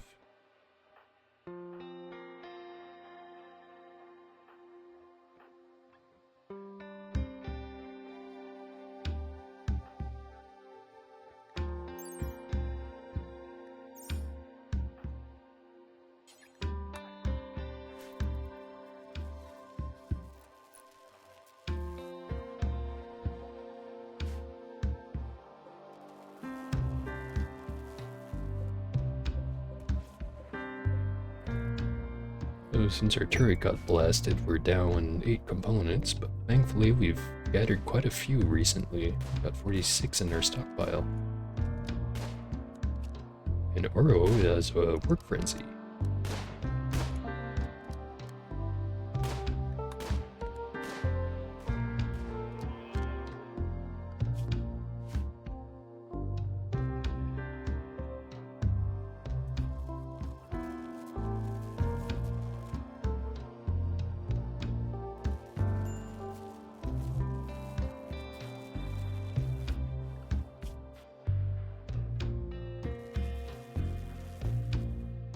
I guess this means we have to put Jane back on crafting. Even though Jane's gonna be useless for, what, like another season and a half? Nearly that.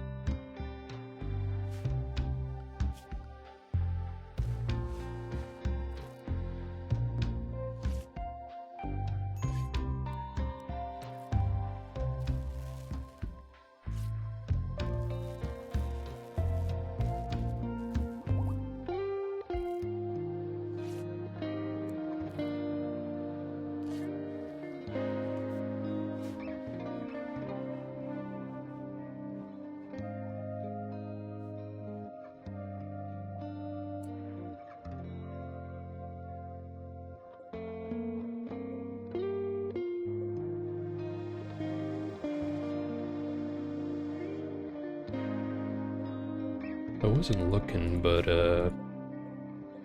where'd Tony's body end up? 'Cause I'm not seeing it in the graveyard.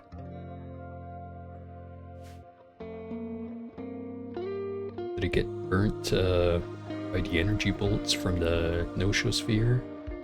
Did it somehow ended up in the crematorium? Pretty sure I have it set not to burn all of his corpses. Same thing with the one for burning the rotten corpses. Yeah, I guess it must have gotten disintegrated.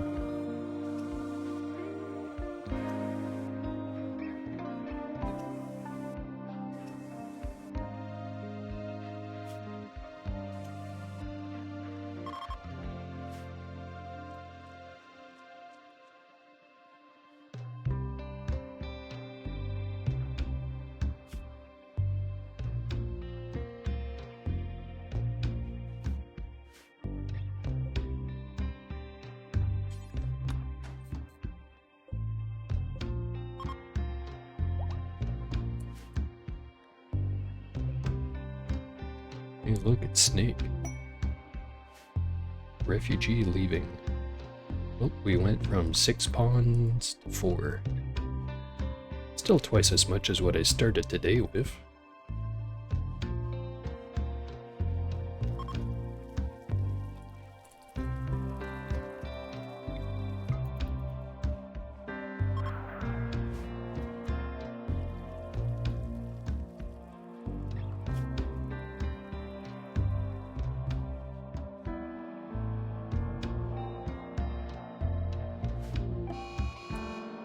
Muffalo Revenge. That's no good. At least it didn't piss off all of them, just the one. Got 4.25 move speed. You've got 3.78. Time to leg it.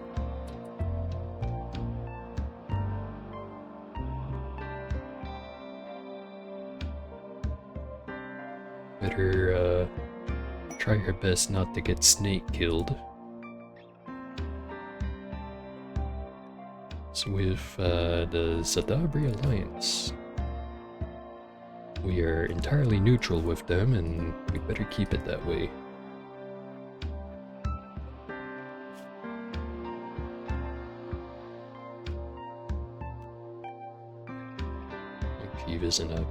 Keith is in a good mood, so she just got what is it? Inspired creativity. Next item, art or furniture. Oh no, wait, it is a he. I don't know why I thought it was a she. Let's familiarize ourselves with our pawns. Beta Keith, male, age 22. I guess I assumed way too much just by looking at the first name. My bad. Anyways, inspired creativity, so whatever the next thing Keith builds is going to be higher quality than usual. So whatever the next piece of art Keith makes, it's going to be really nice, unless if something else gets made first.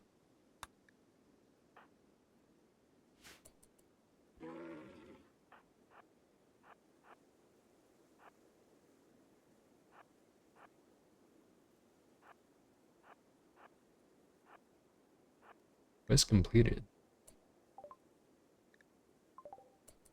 No, that must be a quest that gave us Hosh.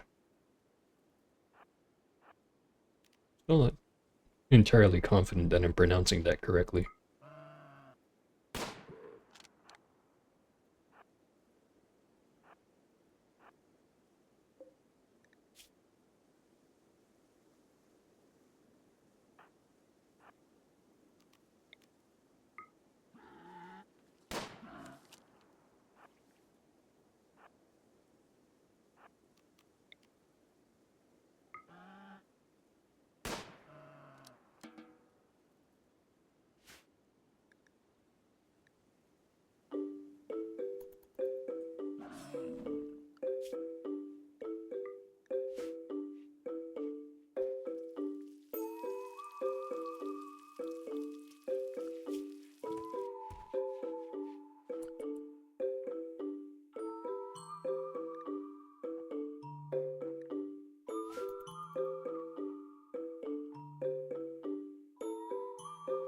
We continue our quest looking for more pawns.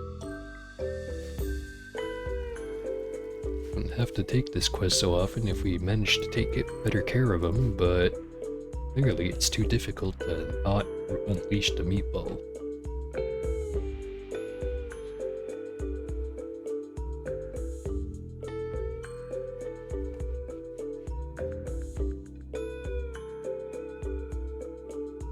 Thinking about it though, if there isn't an enemy for it to focus on, I don't think there's a good way to unleash it. It's like, if there was a big group of guys that were trying to attack our base, then yeah, it could distract the giant orb for probably most of that 90 seconds, unlike what happened there, where it pretty much instantly killed those caribou that we sent it after, and then it immediately started heading up towards our base and just ran over Tony and nearly killed another two guys over here.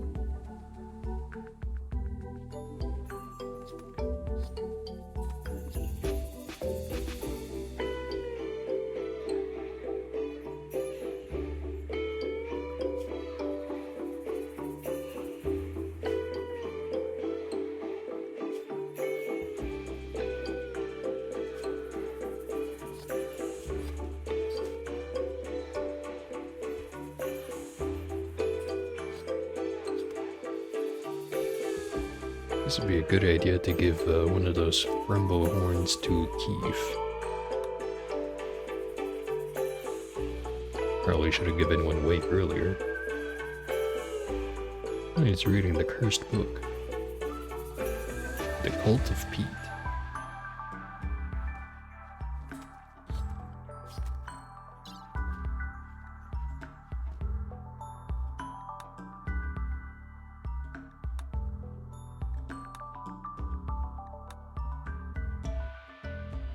It's not telling us... Oh, that's how we see the progress, by looking at the tooltip. 0.39 out of 25. You have to read that book for quite a while before we unlock it.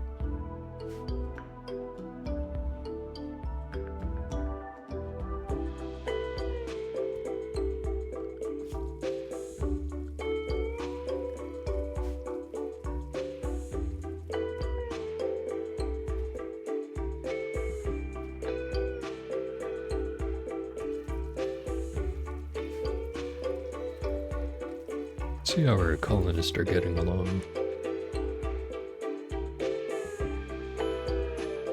Well, Nicole and Oro still really like each other.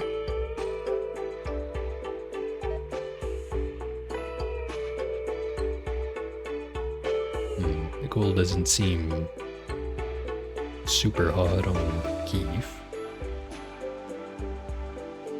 Not hatred or anything, there's just no particularly strong feelings one way or another. Keith, on the other hand, seems to at least like him.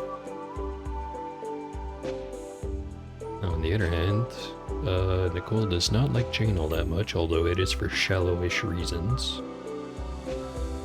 The same thing applies to Lilica.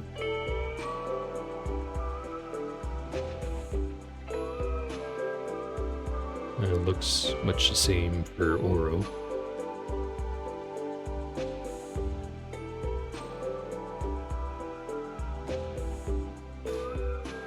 Keith, however, does not like Oro.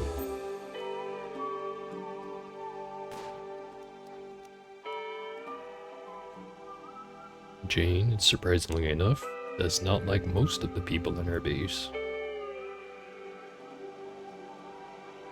Mostly doesn't like Oro because he's our hunter. Hey, more stuff growing over here. A glow stool. Small brown mushroom typically found in caves. It smells like an old dirty rag pulled from the stomach of a rotting buffalo. Appetizing, but it tastes surprisingly good when cooked. Dies when exposed to light. But it's a glow stool, it produces light. Why would it kill itself? Unless if it doesn't kill itself, that would make a lot more sense.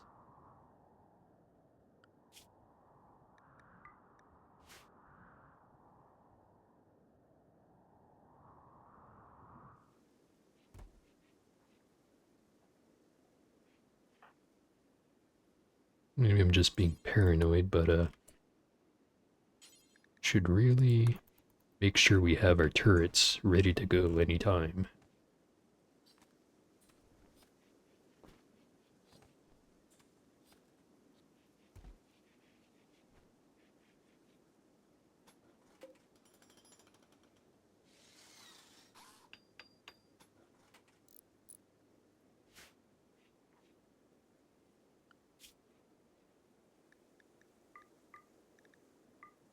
We've built our food stockpile back up.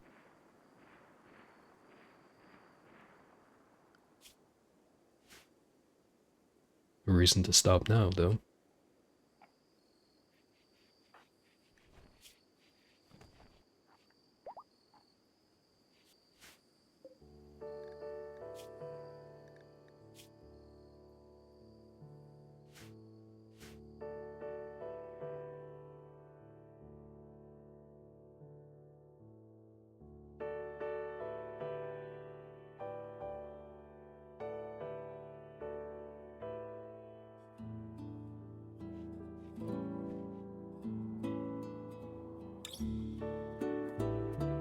Nearly entirely finished with building our outside wall.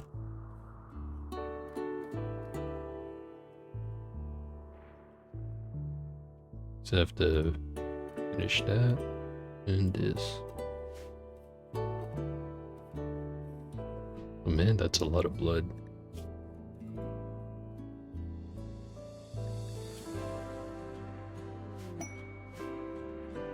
What's available? Grigos prisoners. Grigos Daimos, Duke of Empire of Perfection, seeks your help. Grigos' royal archaeologist recently extracted 2 prisoners from an ancient cryptosleep vault and intends to question them. Keep the prisoners secret from court rivals. He wants you to hold them for 20 days. It's a lot of days. Although it doesn't say anyone's gonna come and attack us, so it's not like it's gonna be hard. We just have to keep 2 people in prison for 20 days.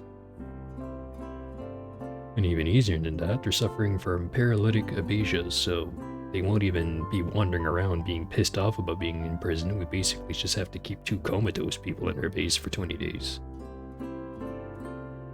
And in exchange for doing that, we can get some L-Tech stuff, which we do not have a Psycaster, so it'd be kind of pointless. But we also get a Psychic Sensitizer, which, if we ever do decide to have a Psycaster, all of this equipment would be a huge head start in making him the dedicated caster. Or we could go for a Goodwill.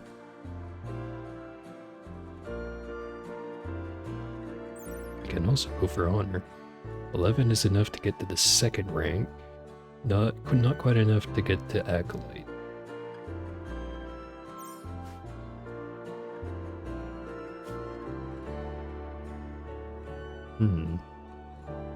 Nicole would actually be a pretty decent Psycaster.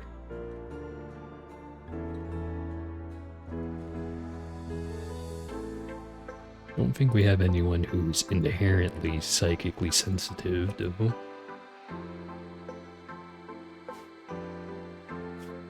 Either way, before we can accept that, we need to actually be able to hold 2 prisoners. Right now we just have the one. The one spot, I mean. Maybe we finally make something out of this room here.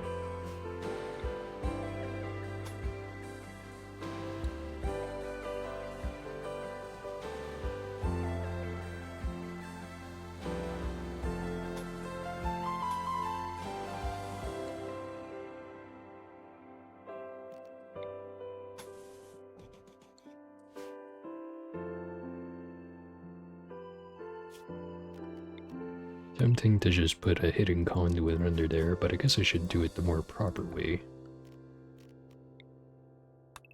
Let's move this part, just move that part. Have to wait until finish mining out this part and that part to complete the wire circuit. Which I guess I'll wait until I put up the rest of it, just so that I don't accidentally hook up any kind of electrical equipment on a dead power line.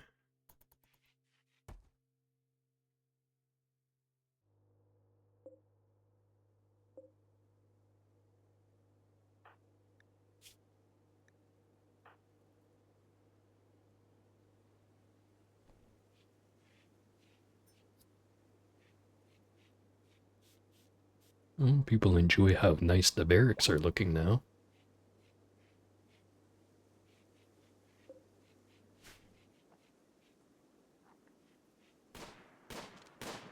And there goes Lilica.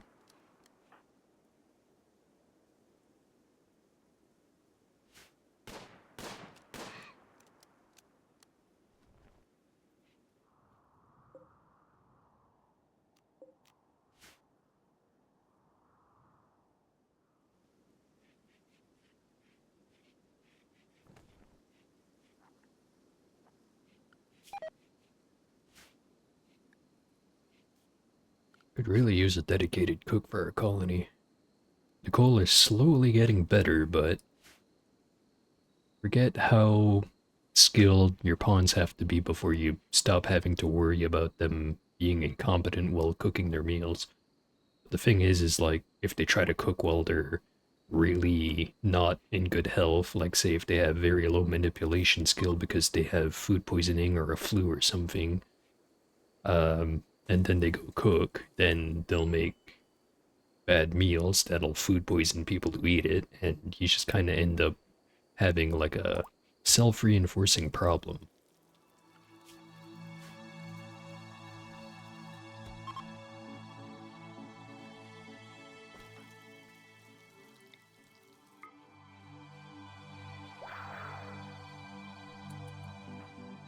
Alright, Jane has been converted. So eventually she'll stop being so angry that we killed all those innocent little animals out frolicking in our backyard.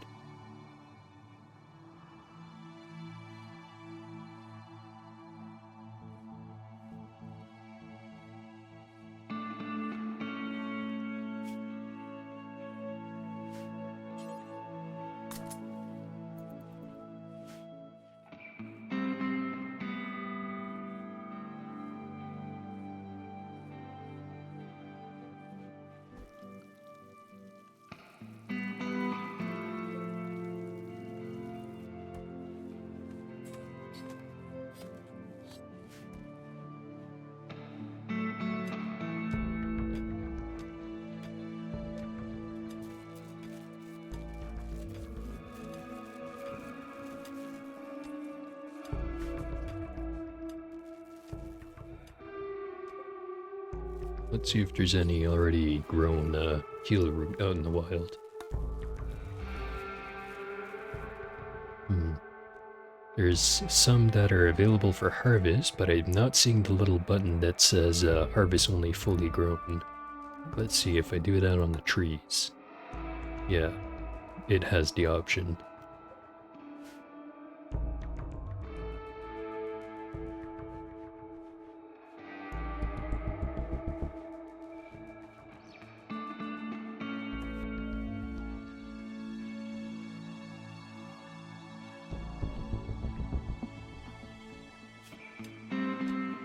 "17 days until Jane can be productive."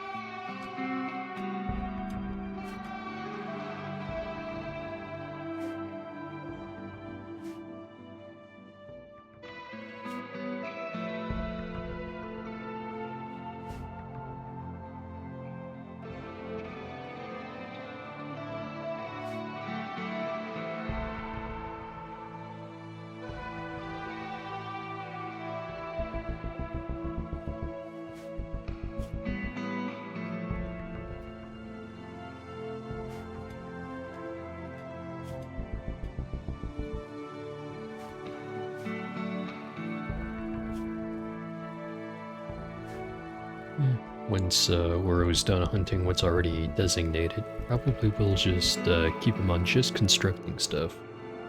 As I noticed with this turret here, it's avoided doing maintenance on it for so long that it's broken down. Hopefully that's not happening with any of our other stuff. Maintenance 60%, 57%, 56%, 69. Very nice.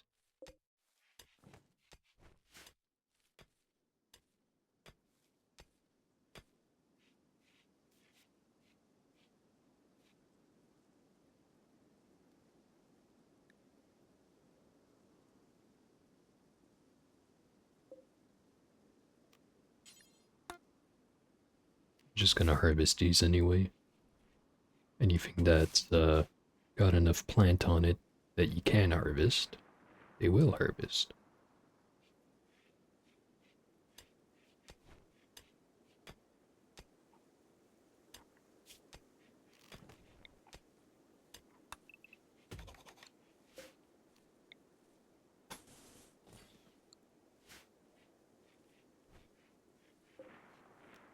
And let's keep this going all the way through the wall.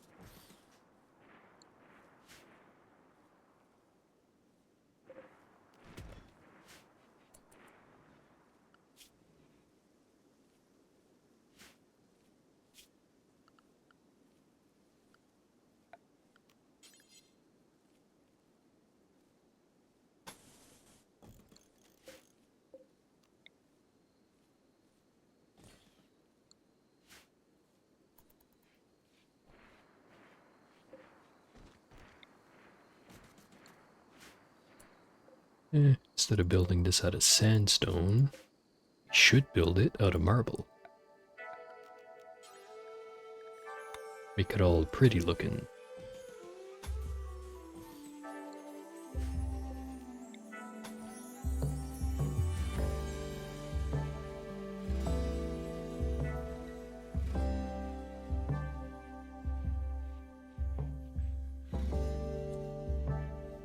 Smoking joints in the temple.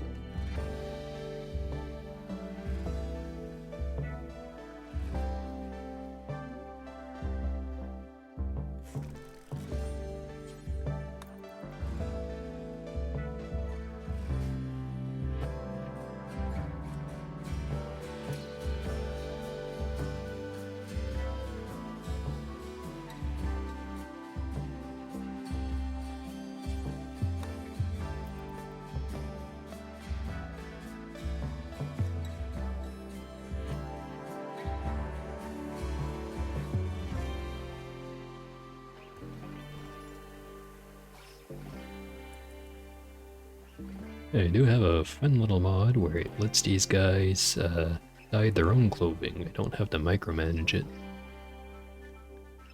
So we'll enable it.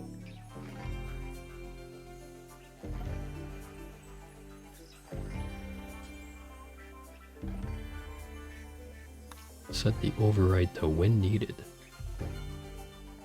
So I think some items are set to have a default color that you can't change it normally from, but the override lets you do it anyways. If you have it set to always, then they basically don't care if there's anything that's supposed to only be one color. If you have it to when needed, they'll only do that if they need to color enough stuff to get the mood bonus. Anyway, now we get to pick which we want. The favorite color to be or the preferred color to be the favorite color, like the one for each individual one, and then the ideal color, which is the color from the ideology.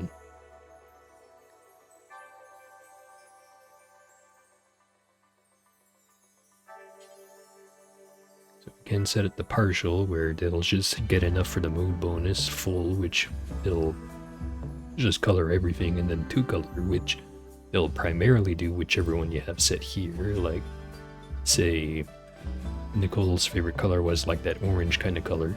If I had it set to favorite color and two color, then she'd be primarily orange, and then anything that's not painted orange will instead be painted green. So she'd be like 60% orange, 40% green or something. But we'll leave it at partial and leave it at favorite color.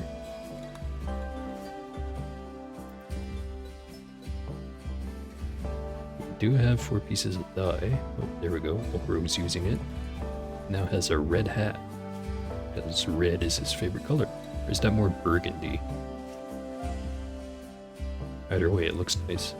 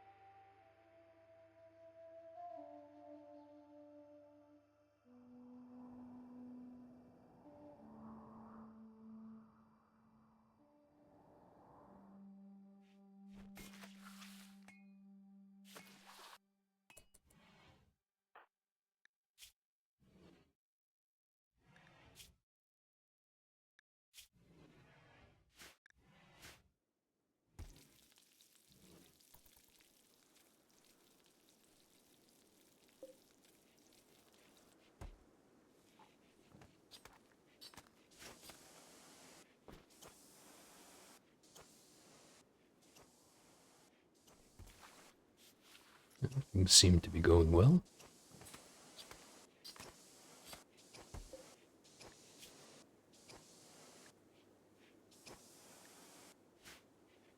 Although we're not making terribly much progress right now. We don't really have anyone who's doing any serious amount of research. We still don't have watermill generators. So I don't think we've gotten, like, just about any progress off the regular research bench. Like, for this session, I mean. Not overall.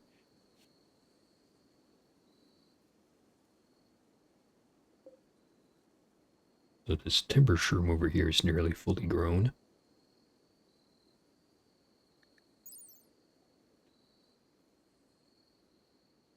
I'm pretty sure it's just, essentially the exact same thing as a regular tree, except it's in the shape of a mushroom.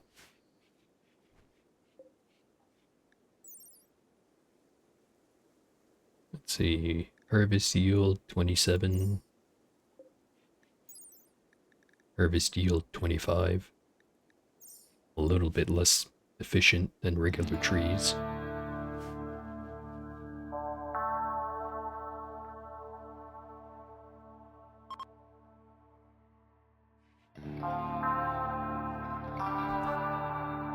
Alright, now it's time to try convincing Keith.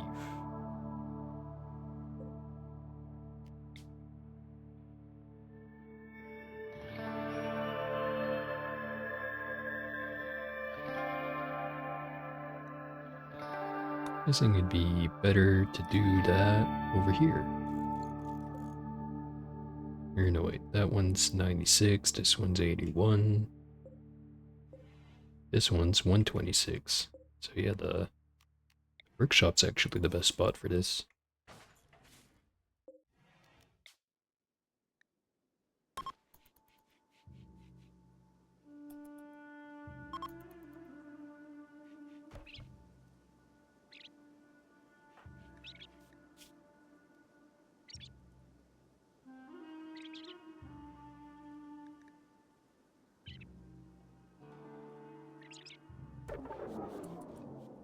Ineffective. Conversion ritual was ineffective. Most of the arguments were unclear, and the convertee countered those that made sense.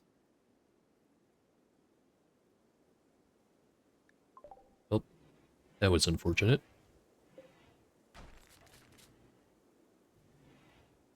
Yeah, probably shouldn't get rid of the ritual spot just yet.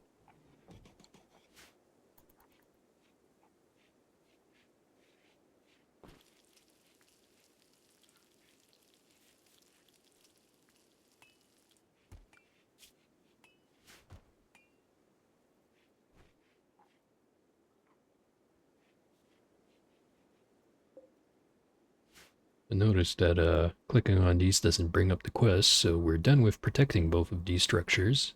Not gonna have to worry about hives suddenly breaking into our inside of our base. In this area specifically, anywhere with overhead mountain is at risk of getting attacked by insects.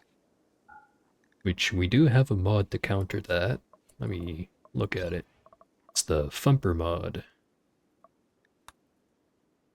Build giant hammers that send shockwave through the ground to deter unwanted insects. If you're wondering, it is based off of those thumpers in Half-Life 2. Very neat.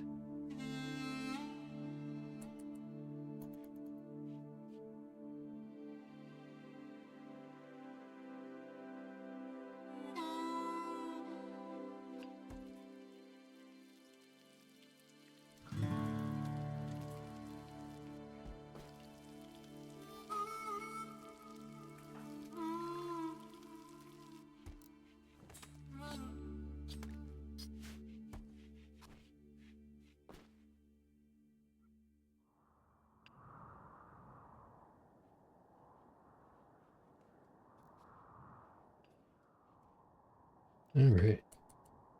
So before anything crazy happens, I'm gonna take this as the opportunity to end today's session.